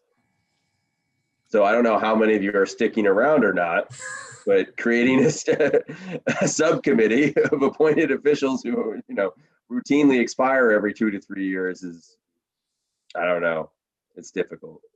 Let's go with Mary's idea. Oh, sorry, Dan. Sorry. I just was going to say, let's take Mary's idea and maybe put a line in the document about, the committee, the subcommittee is, hereby disbanded or something, so that, we can sort of remove that confusion from future conversations. Because Ben's right. Like if we all rotate out, they're all going to have this conversation again, next round. Would it be best to have the agent in place of the subcommittee be the designee? Because that would be some consistency. Yeah, that's a good idea. Okay. Mr. Gluckman has his hand up as well, Brian. I don't know if you ever put it down. No, he did. Mark, do you have something? I did, and then I put it back up. I might help a little bit here. I should have mentioned this earlier, though. Please understand that all of my previous comments were made as a citizen and taxpayer. In addition to that, I serve as the chair of the Human Resources Board in town, and we have subcommittees that we create all the time on an as-needed basis. So to the extent that you're concerned about terms ending, I don't think that would be a major problem. I mean, as an example, we might have a subcommittee meeting once or twice a year to do a classification issue on some compensation. And we pick the subcommittee, based on who's available, who might have subject matter expertise at that particular time. And so the subcommittee does not have to be, I think, the same people all the time. And if people rotate off of the commission, new members come on, they can serve as a subcommittee member as well. So that's my 2 cents on subcommittees. Thank you. Well, that's one way to do it, right? So do we want to keep this, do we want to make a committee out of this thing? Do we want to make a subcommittee, or just, keep it in the agent's hands? Because as Peter said, be simpler that way, as opposed to all the roundabout of the conversation. But whatever we do, I think maybe adding that detail would help the future people in these positions. Yeah, I'd recommend we just make it the responsibility of the whole commission. And I suggest maybe we have set some date, like maybe, let's say October, we have an agenda item to review the management situation out there, on an annual basis, as needed. Yeah. Field trip. Sounds good. Sounds real good. Beautiful. Foliage. And we still need a motion. What is our list of agenda? It's going to be, we're going to move the haying date, and we're going to have an annual, maintenance walk by the full commission in late autumn. Sure. Yep. Okay. A motion to do such and to renew the lease with a 5-year lease. Second. All right, roll call. Benjamin? Yes. Bill? Yes. Daniel? Yes. Mary? Yes. Peter? Yes. And I will also vote yes. Okay, cool. Now we can move on to our next social media drama. We have the bylaw amendment discussion. this people should be contributing towards. Bill Holt, where do we stand? I sent you all a mock-up of what we had looked at prior with the comments that I received from different members. Oops, try to call it up. Could I make a suggestion? Go ahead. I'm just looking at the fatigue factor at the commission members. Oh, totally. And I'm wondering if it would be best if we had this discussion of it by itself, so that we could have a detailed conversation with commissioners fresh and the ability to maybe reread all our recent correspondence so that we can address this in the most appropriate manner. Normally, I'd be right there with you and say absolutely. But Bill Holt, how's our schedule look? Well, we have the 23rd next Tuesday, nothing on it right now, so we could use that time period to do this, make this discussion happen then. That would be something that would be better for the commission. Okay, because Pete, the thing that we're doing. I understand timelines. Right. Yeah, timelines. You know, Well, I just don't know what they are. We do have, I did send this draft to the town administrator who's put it on the agenda for discussion to be included on the town warrant in April, assuming that does happen in April. So we do have a little bit of time now to get it worked out and get the final draft to her. It has to be to her at least a few weeks before. I think it's 2 weeks before the actual town meeting, the final copy of it. We also have to have a public hearing to discuss it with the general public and have input from the general public. So once we get the draft finalized, we can schedule a actual public hearing on the draft language. Yeah, we have to send it to Lisa. Right. Actually, I sent it to Lisa already as it is right now, just so she can take a look at what we have and what the comments are. Once we get the final draft done, we want to send it to her again as a final product to see if she had any other issues or concerns with the language in it. I mean, if we can finalize it next week, that puts us at bringing it as an agenda item for public comment on the 9th, and then potentially having it to Lisa and town administrators then. But I mean, if we don't do this, if we don't have that public hearing the 9th, then we're not making it. Yeah, we have to have it the 9th, or we'll probably start at the 9th at least, be the first hearing. Or we could have a special hearing between 9th and 30th if you'd like. If we really want to get, if we have to, then yeah, we would do. But I think that we might want to with the current agenda on 9th, might be 7 or 8 items anyway. So I imagine a bylaw discussion might be a full meeting. Yeah. So. Okay, so then let's take Peter's point now about the 9th. And Holt, could you find a date that would work to do a dedicated public open thing? And then if we do next week, we do a pure conversation about this with all of our energy and enthusiasm at full strength. You know, we can finish the job then, and then we can bring our proposal to the public at this date that you're going to find for us, and you can tell us about next week. Yep. I mean, we could potentially, if we can get this wrapped up on the 23rd, we could get it on the 9th for the hearing on the 9th. The first, well, we wouldn't want that, would we? We could go the 16th of March is another option. We have a meeting, we have a regular meeting on the 9th. We could do the 16th, which is the following week, or the 23rd. Let's figure it out next week. Okay.